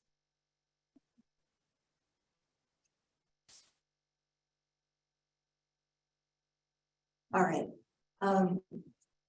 Oops. So let me tell you a little bit about Agnes Scott today. And you described Agnes Scott today. The place where you found your home and you still see it as your home. The place where you learned that you deserve a seat at the table and you shouldn't question that is Agnes Scott today. The place where we accept every individual as an individual and for their diversity and what they can bring to our campus is Agnes Scott of today. The place where women come and women of every identity come to be able to learn together and to be able to excel and to be prepared for the world. That's the Agnes Scott of today. It's also the place where, I purposely asked about your colors and your mascots, because it's really interesting. Our students so much appreciate the traditions that Agnes got. It was one of the biggest concerns last year of our seniors, that because of COVID, the classes coming in might not be as aware of our traditions as other classes. And they did a great deal to make sure that the younger classes were aware of the traditions. I have to tell you, this year, we got off to one of the most amazing starts to the school year. And one of the things we're doing is really focusing on our traditions and sometimes tweaking them a little bit. One, because of COVID, to be sure that we can still have them, but also something and adding something that the students might be able to relate to. If you were here last Tuesday, I mean, your heart would be so full. What we did last Tuesday is that we had the honor pledge ceremony. So as you might recall, all of the first years signing the honor pledge. Well, all of the first years gathered in Gaines Auditorium in red shirts, so there was a sea of red. And everybody came up and signed the honor pledge. But there was something special that was added this year, which was we combined a little bit of senior investiture with that honor pledge sign. So after all the first years signed their honor pledge and they're sitting in the center row in Gaines, the seniors came in their caps and gowns and walked all the way around. And the senior class president got up and said to the first years, we want to let you know we're encircling you. We're here for you. And it was absolutely beautiful to see all the seniors in their caps and gowns. And then as the first years got up to walk out, a senior would walk up next to a first year and handed them a little pouch with a purple amethyst. And the two of them walked down the aisle together. So you had sort of a red shirted first year and a cap and gown senior, which was just absolutely spectacular. But if that wasn't enough, then all of the first years went out into the quad and lined the quad with the entire campus community. Staff, faculty, members of the community came and lined the quad, and all of the seniors marched in their caps and gowns through the campus, surrounded by the entire campus community. And the parade ended at Alston, where a spectacular faculty member and a young faculty member, Denise Jennings, just gave a spectacularly encouraging speech to our seniors. So we took senior investiture outside to not keep people indoors as much, but at the same time, we added that community element so the entire community could celebrate our seniors. So those traditions, the traditions we are expanding on and our students are loving. And we're also trying to encourage our students to be more involved. Founders Day is another one, which is now being sort of created and directed by students. And at the end of the year, last year, we experimented with senior showcase so that families could come and see the work of the students right before graduation. It's absolutely beautiful. And I have to say, last year, the ring ceremony was so special because many of the students hadn't had a chance to cross the stage to pick up a diploma because of COVID. Their families came, they took pictures of one another, they celebrated, and the comment was, we finally got to cross the stage, and how excited they were. And if all of you who are in the Decatur and Atlanta area, if you see a young person with a ring, please, say hello and identify, because that's what everyone said. I can't wait till someone recognizes me as a scout, because of my ring in the community. So the students of today so much appreciate those traditions, and we are so proud of them. I will tell you, this year's class, as I mentioned, comes with a new energy. It's is a terrific class. The class this year is about 280 first years, which is a really great size of class. It's a little bit smaller than last year's class, but that was by design. One of the things that has occurred with COVID is, as you might imagine, students don't want to be at home. They want to be, they had they want to be on campus. So to be able to accommodate everybody for housing, we brought in a slightly smaller class this year. And also, as you know, we're in the process of doing the fundraising, the final fundraising for Maine, and to be able to do the construction on Maine. So it was intentional, but it was only slightly smaller than in the past, but also just a terrific class. Again, reflecting the diversity that we've had throughout the campus. Again, we have no racial, socioeconomic, ethnic majority in our campus. It's a very diverse campus. And it's also a campus that, you know, I have to say, I have to thank so many of you for supporting our students. How many of our students are here on scholarship as well, and our first generation students. And it's so meaningful. And I know throughout the years, Agnes Scotts has celebrated and supported first generation students. And so our incoming class is very similar. The other thing, and hopefully someday we're going to have in this room as well, is a reunion for our graduate programs. We started our graduate programs, as you know, 4 years ago, and they have been booming, and we've added new graduate programs. So one of the things we did is we focused on what is it that Agnes Scott is known for? What are we particularly good at? And what's the next stage? And what we discovered, in addition to writing, as many people have mentioned, is we're really good at preparing people for medical school. So our post-bac pre-med, which is for those people who, you know, we're English majors, and all of a sudden now decide want to go to medical school, and they need the prereqs. We have a program for those students. And we also, with that program, have the ability for our students to be able to get into Morehouse Medical School if they achieve a certain grade point and certain scores. But also psychology. How many psychology majors do we have here? All right. Psychology right now is our #1 major at Agnes Scott, and we have just begun a master's program with the heads. Also, I was at the graduate program orientation. Medical science is also something that is very popular today. So in the past year, we have increased our enrollment for the graduate school by 225%, which is really phenomenal. And again, this is important for Agnes Scott's reputation. It's also important with respect to our financial health of the college as well. Just 2 things, because I want to be able to take questions.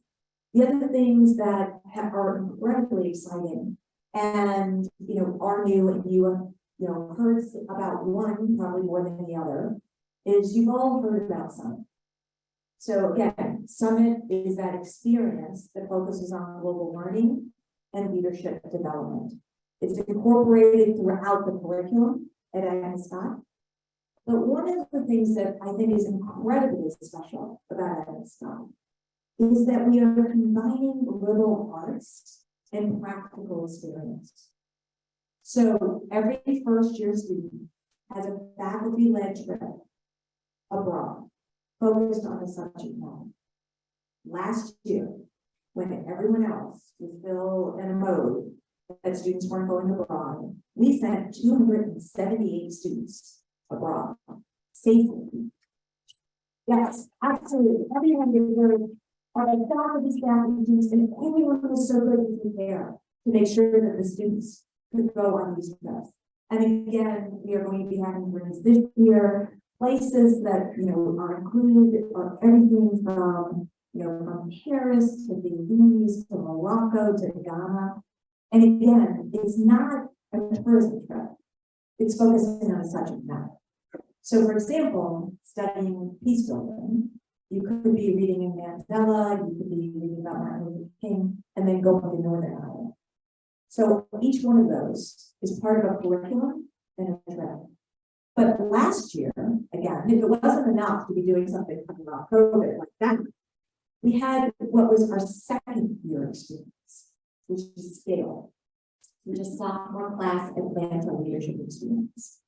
And what that meant was every second year student during that same week went into the Atlanta community and was part of a leadership experience. So again, they went with a cohort, but it ranged from, you know, everything from going to care to BlackRock, which is an investment fund, to a major hospital.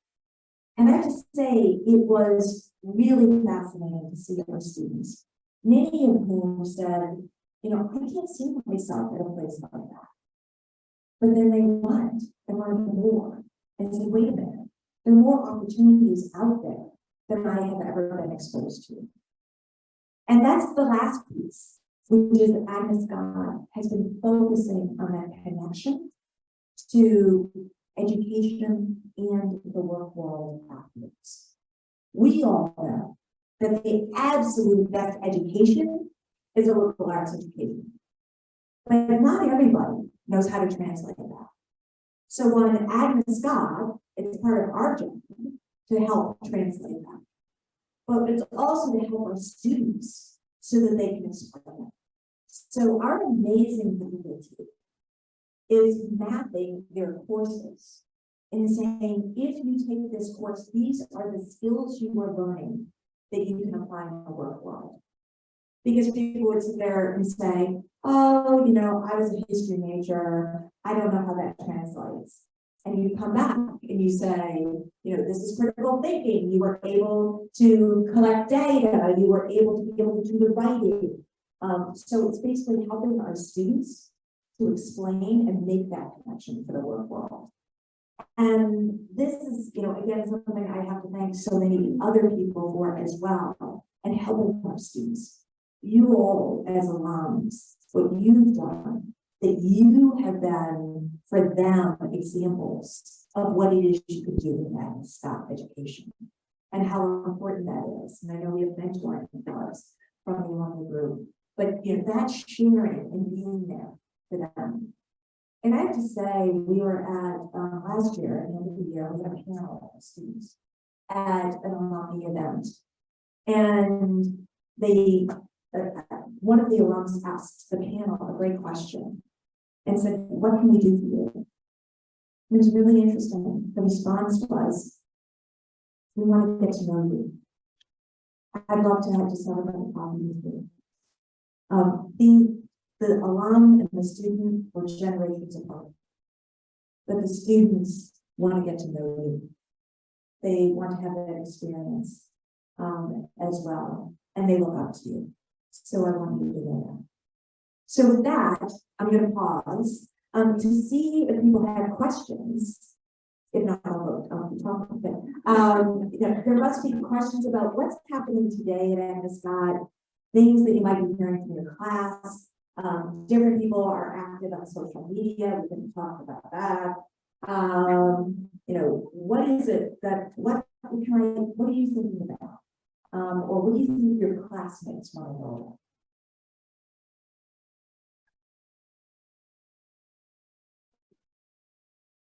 I don't know if my classmates want to know, but you guys have been doing amazing things for sustainability.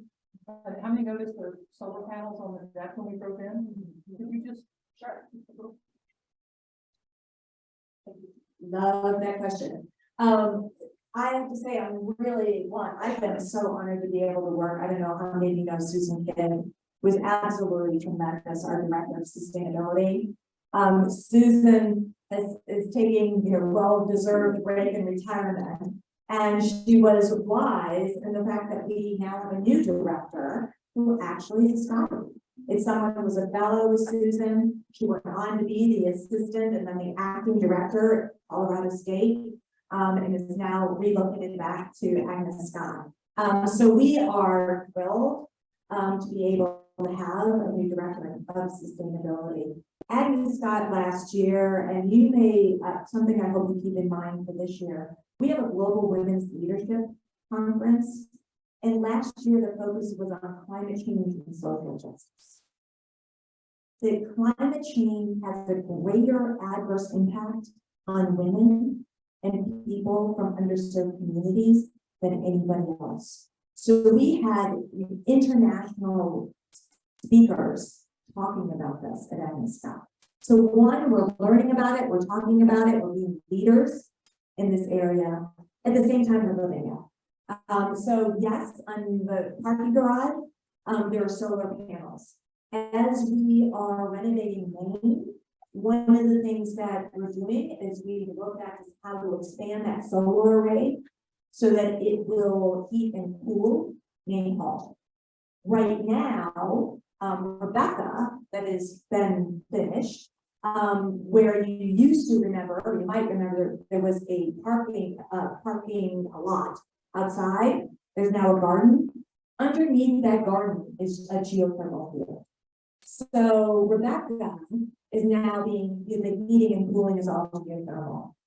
The lower quad, outside of Campbell, that has a volleyball court, volleyball net on it, etc. Also geothermal. Out at the track, solar. So, this is really, we're not only talking about it, teaching, we're living sustainability at Agnes Scott. And it's something that our students are so proud of. And, almost everyone who knows me would know that I never have a microphone and I talk about the fact that we are #1 for innovation at Agnes Scott 4 years in a row.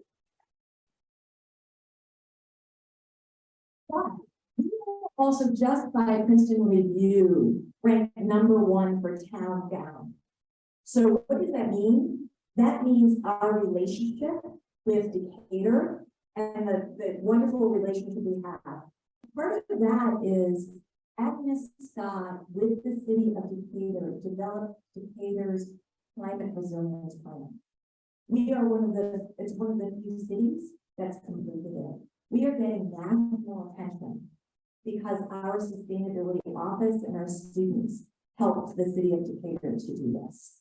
So, I am just so proud of what's being done here in sustainability and what we're able to teach, but more importantly, what we're able to live. Other questions?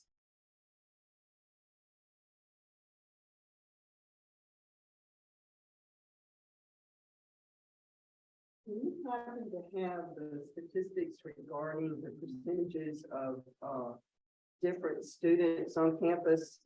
When I was a freshman, it was very, very different from what I perceive campus is like right now. Can you give us an idea of the makeup of the student body? Can I drop my mouse on here? Oh, there it is. Yes, and I would be happy to. As I mentioned, there's no majority of any group.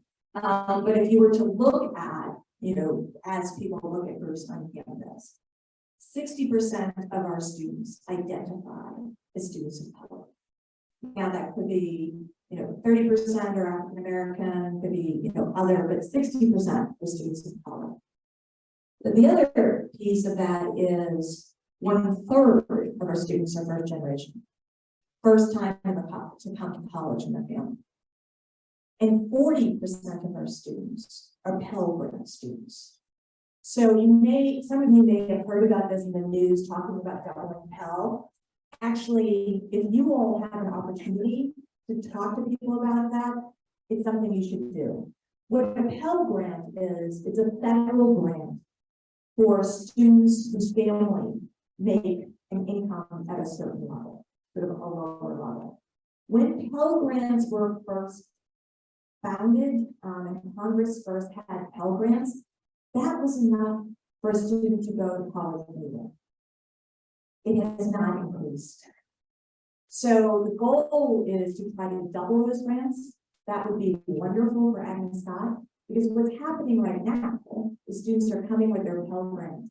And again, thanks to your generosity, we're providing scholarship on top of that. But if we were able to double Pell, we could have more students that can come to Agnes Scott or recognize that they could afford to come to Agnes Scott. So that's the makeup, and that's what we continue running it.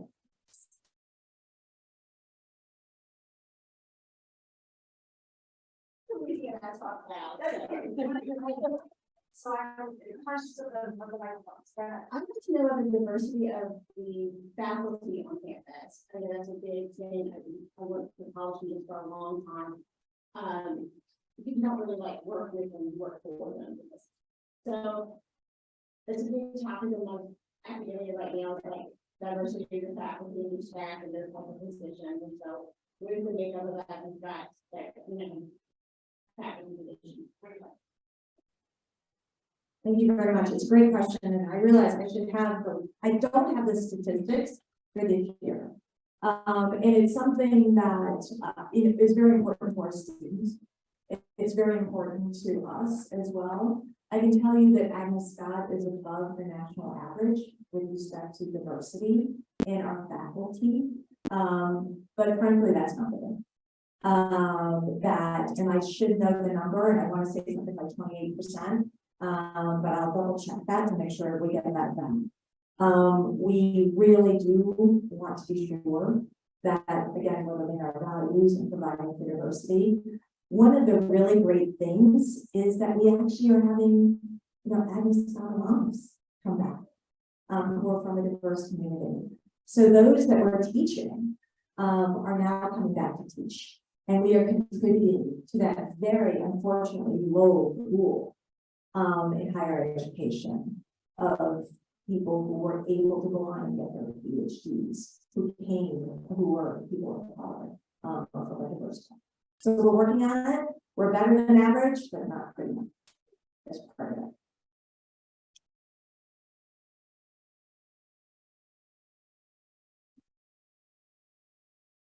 You spoke earlier about student life and traditions.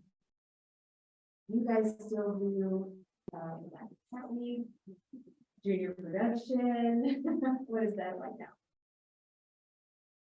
Yes, and yes. Very excited. Again, that was the biggest part of COVID.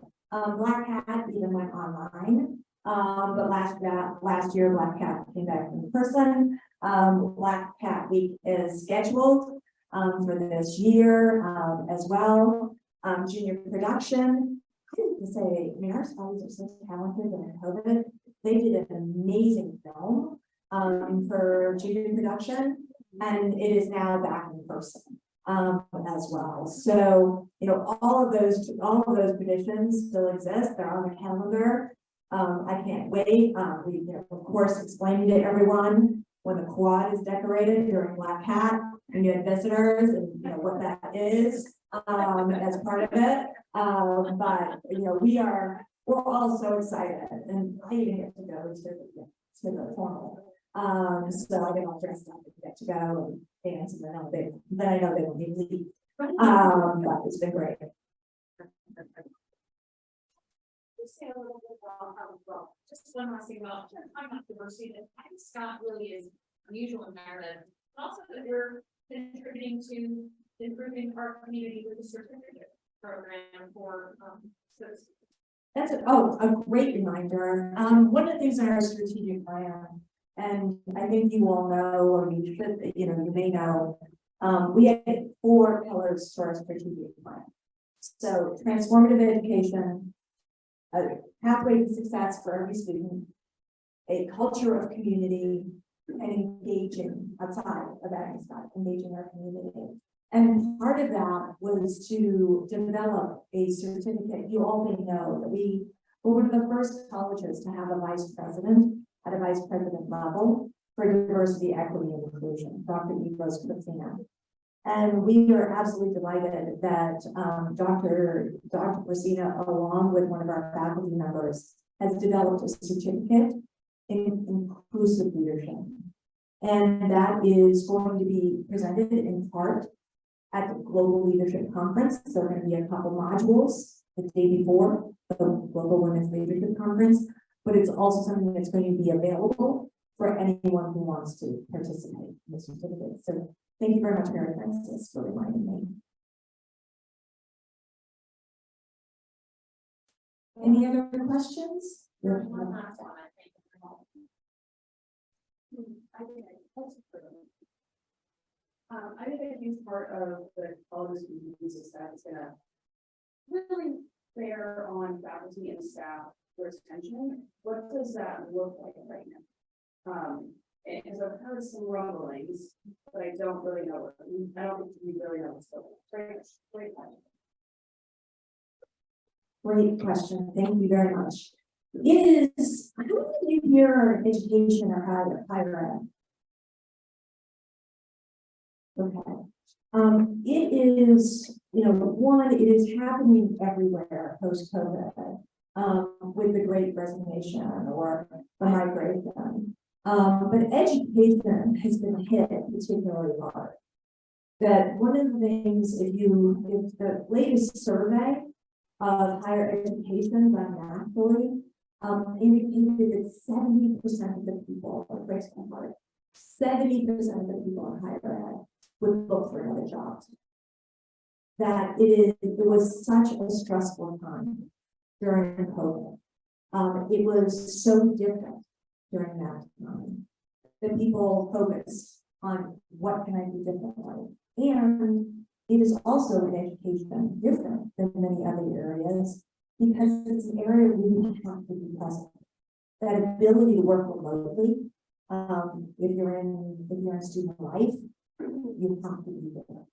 Faculty member has to be there. So people throughout the country in higher education were making decisions to change. Agnes Scott was no different. We had two things that happened during this time. One is we had some amazing vice presidents and vice presidents of color who were incredibly unique after COVID and looking at social justice.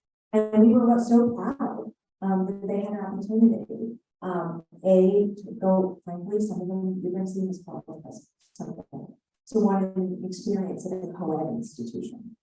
Others that have gone on and decided because of their children wanted to go on to consulting.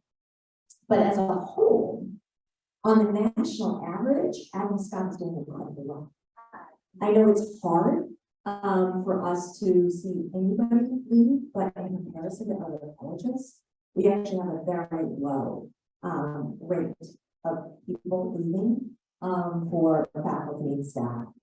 We have had faculty who have decided, and again, this is nationally, that it was time for them to retire. They wanted to be sure, they recognized they were home, and in some cases, some of us recognize that life could be short, and wanted to have the opportunity to do other things or to be with people that they cared about. There was a staff member who I was talking to who basically said, I worked remotely and stayed at home, with my spouse. And I really liked it. And I want to continue to do that. And, there's the observation that we used to talk about coming to work and you had your work spouse. And part of me said during COVID, people realized they had an ill spouse and they wanted to spend more time. So for us, again, compared to the national average and even for Georgia, we've done incredibly well with respect to this. We also have people coming back. Again, excuse me. We're reflecting the nation. What you're starting to see, what people talk about are people coming back. We've had several people now come back. Went off to New York or took remote jobs in New York or other places. And indicated they want to come back. So this is a long way of saying, sorry. Long way of saying that it's tough in higher education right now, in education generally, to be able to have enough people. And we appreciate the support, but it's hard when you see your friends leave or people leave. But again, we take the tiniest bit of comfort in the fact that it's fewer than most institutions are, but we still don't like to see people leave. And we also, there is opportunity, again, for all of you. There also is opportunity at Agnes Scott. for new people coming in. And we're very excited about our Vice President for Academic Affairs, Dr. Rachel Bowser, who's joined us. As you all know, Christine Cousins, who I begged and pleaded to be our Vice President for Academic Affairs. And she agreed, and then kept a timer on me about when she was going to retire, which I held her for a couple of years. But Dr. Rachel Bowser has now joined us, and it's just hit the ground running, and it's absolutely great. So it's a great opportunity for people to be able to come in and join the community at the same time.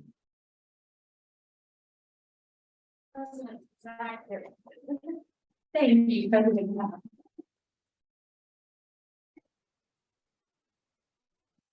Those are important questions because you all are such ambassadors for the college, and I hope her transparency with you all indicates to you all what we know is that even things when they're difficult, we talk about them here, and so just please know that you've seen her to be very responsive to questions you all have, and we try to pass that along. But I just want to just say thank you very much, President Beck. There's a lot of good news to share, and we're delighted to share it. Let's see, so it is time for lunch, and President Zach, I'm hoping is going to go stay with us for part of the way. Yeah, she's going to be coming visit, so some one-on-one conversation. If that's not your thing to ask questions in a big group, we're going to do that. What we're excited to share is how I know we mentioned this earlier, but how we're doing lunch. Brooks, did you want to share with us a little bit? We want to give you some menu pointers, what you're about to do. The other thing is I'm going to say now is, because we had some of our older classes that I'm in the front, I'm going to ask if we can allow some of our senior classes here to go first. So if we need to, there is privilege with longevity. So I appreciate you guys helping us out with that. So we're going to distance by tables, but Brooks Forever is going to share some menu highlights so you know what you're about to taste. It's going to be really great. Thank you very much. We have got a remarkable team here with Airmark, and they have last year they went above and beyond. They went absolutely above and beyond and provided a remarkable meals for the entire weekend. And so this year we sat down with them and we said, okay, how are you going to top that? What are you going to do? And they said, well, actually, we've got some new menus that we're going to be able to introduce to your alums on this weekend. And they haven't even been, I don't even think that the menus have been shared with people outside of catering. So y'all are going to get to taste some new things and some new items. And this is important for your planning. Cecilia mentioned earlier when we're talking about your budgets and sort of the price points that you want to be within in regard to the event that you want to host. We're going to do our best to make equitable and good choices on your behalf in conjunction with the people who are actually the professionals, and that's the chef. We're not those people. They are. They know how to put menus together. So today is a sampling. You're going to see smaller portions at each station.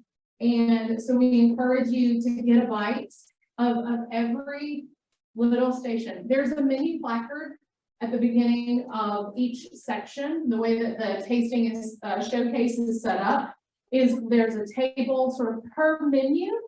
And these are suggestions of particular items that you may see when we present the full menus with the full cost points later this month, after we've had a chance to get some feedback from you all, as well as sit back down with chef to come up with those finalized menus.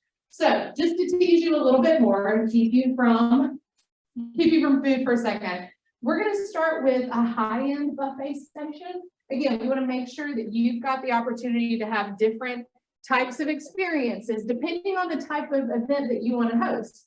Something a little bit more formal or something a bit more casual. And we hope to have varieties for you. So you're going to see things like a Greek salad with feta, grilled salmon with Moroccan herb sauce, pesto flank steak, spiced tofu, rice, vegetables, with fancier names attached to those, right? So then you're gonna move to the second station, which is sort of a medium buffet cost point. We're gonna go with your salad with balsamic vinegar. We're gonna move to some chicken with some potatoes, green beans with Italian seasoning, and then vegetable Alfredo lasagna. Let me interject here. This campus also does an amazing job to work with the different dietary restrictions. You're gonna see a lot of variety. Last year, we had a number of people who walked up to us and they said, we don't know if we can eat the food, but they could because the dining staff had already placed really important markers around whether it was gluten-free, vegetarian, vegan. So I want you to feel comfortable when you're walking into your party space that they're taking care of you. And of course, because of those things are so important, make sure you're talking to your liaison about that as well. Another thing, you can have a themed buffet, and this goes towards your global street tacos, your green chili taco, roasted vegetable tacos. So for those who are maybe having a garden party, you may move in a themed buffet direction. And then if you just want to have light bites and light hors d'oeuvres, we've got chili lime, chicken kebabs, Mediterranean antipasta skewers, mini quiche, and crudité. So again, these are examples of what you might have the choice from when we move and present the full menu. Enjoy, take a bite of everything. The way that the stations are set up, you can progress through the line on both sides. There are large plates if you want to take a bite of everything. There's small plates if you are like, I'm going to try this thing first, want a little bite, I'm going to come hang out, and I'm going to go back and go in and get something smaller. So it's kind of at your own pleasure outside of us sort of showcasing who gets to go first. Can you mix and match between the? Absolutely. Yeah. Absolutely. Any other questions? You need to mix it up. Was that your question? I apologize. For your event, actually for your event, we will have already predetermined selections that match each other and make sense according to show. It's like high end or. Right. High-end, medium, we get a little lighter, then we get super casual. So, you gotta.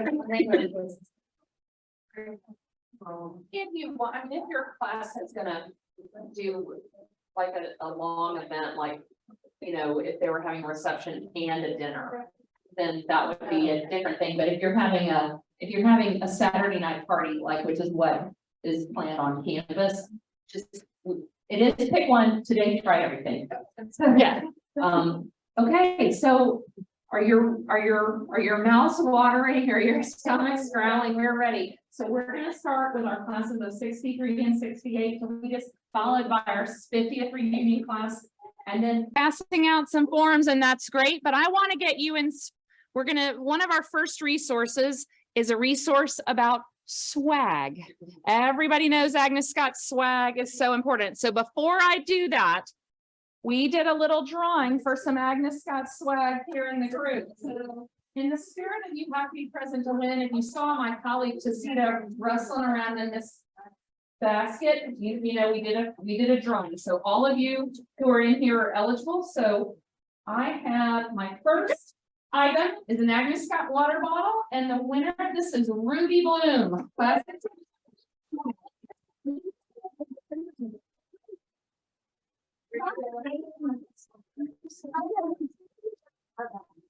Okay. Liz Santa Maria, I want you to know you're very lucky. We drew your name twice before we realized we had to get it out of the mix. So I'm super sorry about that. We've got 2 tumbler cups, Agnes Scott for Melinda Morrow.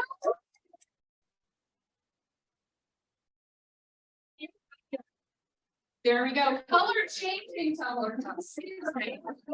Okay. All right. My next item is a clear water bottle with Agnes Scott on it, and this belongs to Emily Jones. You also see why I'm not drawing in front of you if I manage to draw this Santa Maria twice, so but I wanted you to see that we were doing it with Zeta. And then last but not least, I have the famous Agnes Scott cutting board going to Karen Powells from Oak Creek.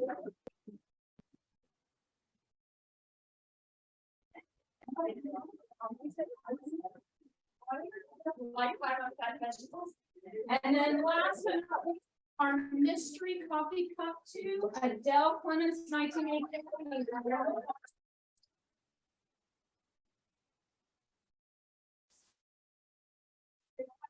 Topic of swag. I want. Jay, do you want to put your attention there? Do you want me to bring in the mic? Yeah. Let's do that. That'll be more fun. Okay, sure. Yeah.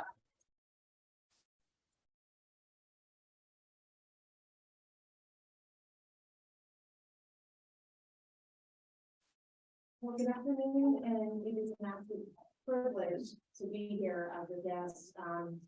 My goal really is just to share a little bit about how I can help you with any of your alumni outreach engagement through branded gifts and swag. But my name is Jane Sylvester, and I own a company called Jane & Co. And it's a full service consultancy, truly all about swag, custom gifts, fulfillment, you name it. So from product design, sourcing, graphic design, inventory management, to custom packaging, to doorstep delivery. My team and our subject matter experts can assist with your projects. We also offer any of your fundraising efforts. Sort of a niche of mine is fundraising through swag. We can create a pop-up store for you. Any donation at a certain level gets X type of swag, and then you can drop ship it directly to them. Very mindful of budgets. I do understand that you all are trying to really do your best to better reach and retain and recognize alumni, ultimately to strengthen those relationships that matter most, right? So I'm very mindful and conscious of seeing how we can really make that dollar stretch, deliver that customer experience that you're trying to achieve. And so I hope you have a chance to see some of the products here. I know you might see a lot of red and black. I am a bulldog, but I'm proud of that. But I am truly actually proud to be a partner to Agnes Scott. We've had a couple of really fun years of working on some fun projects. I'm also very mindful of the sustainability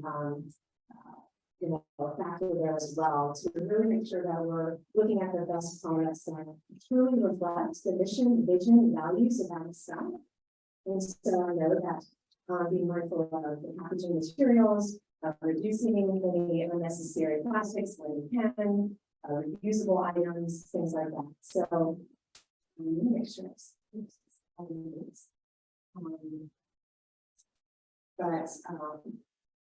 yeah, you know what, it's pretty much it.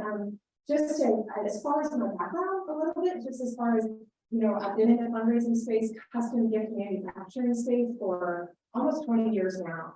Ran a family business for 12 years where we, from digital printing of custom catalogs that feature children's artwork. Some of you might have your favorite mug in your cabinet featuring a little kiddo that is important to you. But fundraising is a fundraiser to help keep the visual arts alive. So we did that 12 years. And then I branched off, started my own business to continue those efforts into the branded merchandise space as well. So that's the scoop on me. And just to let you know, I have a little gift for you. So please come by, pick it up, grab it. It is one of those classic old-time ice cream scoops. Okay, it doesn't bend, and it's just, it's just satisfying to get a really great scoop, right? My information is also on it. The best way to learn more about how I can help you is to go to my website, yourswagmatters.com, and feel free to schedule my Calendly on there, and we can connect that way, and free of charge. Okay, so I'm completely confident there. So please sorry, these. You know what? I feel like they're right around $5 or $6. And they're nice, heavy, great, and then they won't bend, and they don't tarnish. Yeah. Sure, it is, www.yourswagmatters.com. It's also on the ice rink scoop, as well as in the table runner here, so. One thing I want to say, just if I may, the great joy of being chaos, to see that I have been not complying all day. I should not have been, not a journalist. But I do want to say Jane has helped us find things, and it is a pain to get copyrighted college logo.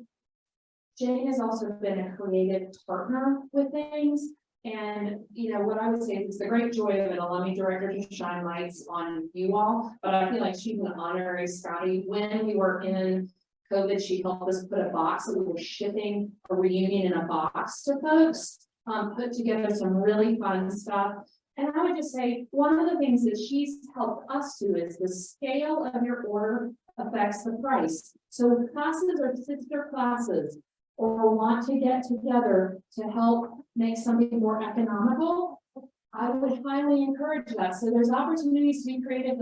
I see some networking happening across the table right now. So just, I would say Jane is absolutely a pro and a wonderful friend at Agnes Scott College. So I just, we're really tickled to have her in.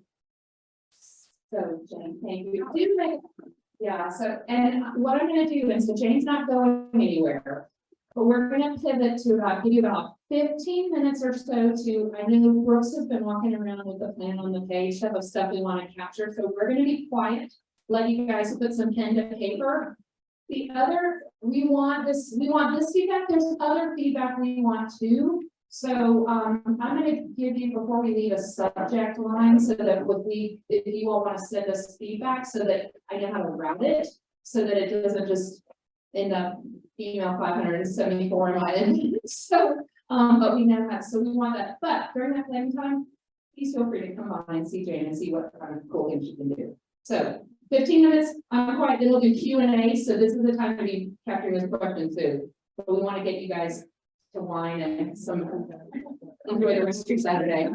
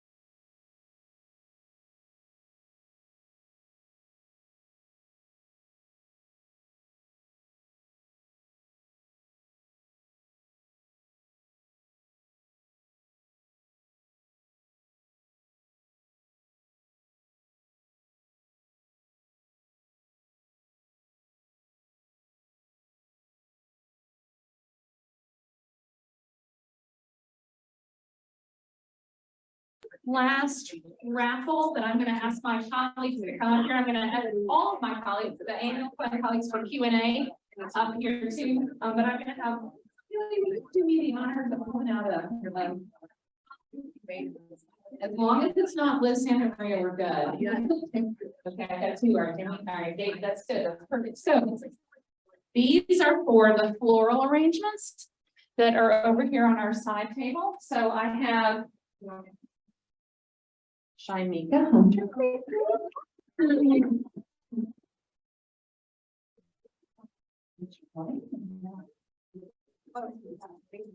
And then for our other arrangement, I have our 50th reunion class, Janet Jackson. So we hope those are good parts of your celebration today. So without further ado, we're gonna have this team of all of our staff up here, and Cecilia is there, but she can answer from here. But any questions you all have for any of us, annual fund or alumni relations for where we are in the day? Yes. Turn them into one of us, either Brooks, Brower, Tacita Webster, or myself, for those plans on the page. Then cheers, or do they have anything that they need to turn into you all today? Class directories also to us today. And then there's that checklist, which is more about collecting social media than it is actually a checklist. But any other things? Yes. Can you explain a little bit the class directory memory book, what that actually is and looks like? So some classes have chosen over the years to do something more like a minted book, like they'll collect photos and they'll do a small photo book.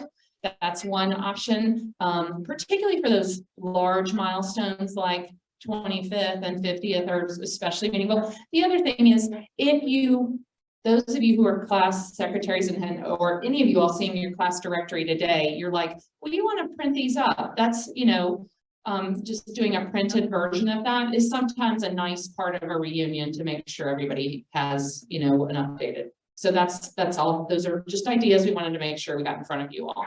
Thank you. Absolutely.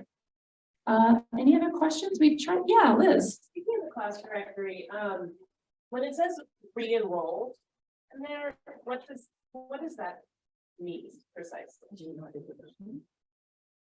So left early means that they did not graduate with your class. As well, they left maybe like 2 years, but they did not cross the stage with you. Re-enrolled, it probably means that they either left and came back, or people probably means they left for a year, left for a semester, had to go do something. A lot of people, but they came back. Got it. And just so you all know, we consider someone an alum if they were here for 12 credit hours and pursuing a degree. So that's what you might see people in there who the left early doesn't mean they came to last year's reunion and they left early. It means they it has to do with their enrollment status. So yes. Mary Kay, do you have any corrections to the record? Okay. All right. All right, there we go. Any other questions? Thanks, Liz. No other questions? Well, all right. Well, let me say, oh, go ahead. Oh, yeah. If there's any questions following this event, please direct them to alumni@xcom.edu. That's, if there are any questions, put them all in there. I'll get them, we'll get to the right people on their staff that should answer them. Any questions, yes. After you leave here today, hopefully, walking out straight.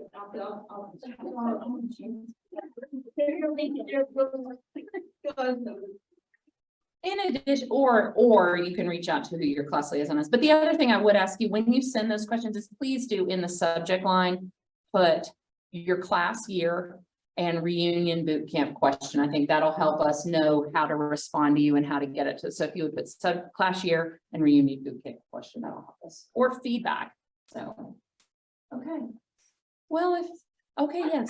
Question. So like schedule, we're supposed to send a class president, supposed to send an announcement. So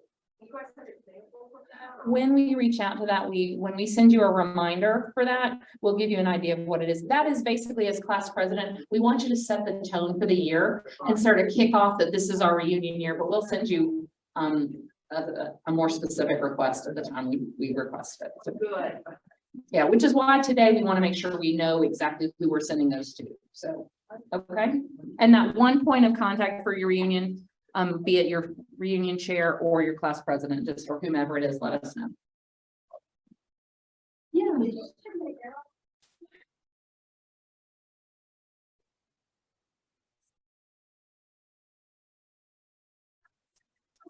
Here today, so it's funny to see you.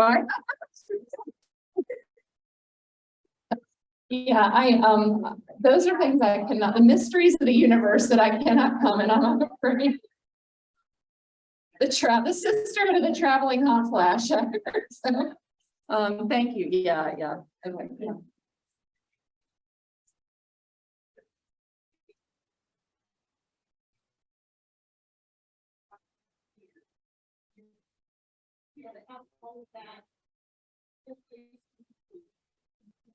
As long as yes, we can. And as long as you all just let us know who we're sending it to, that will, on your forms today, we will make sure we do a follow-up email to everybody you tell us to. Yes.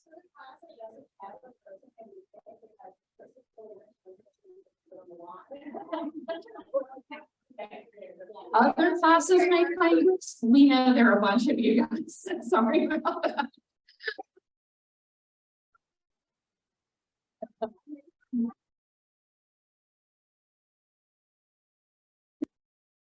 Anyway, other questions besides the comedy from 2003? Any other questions?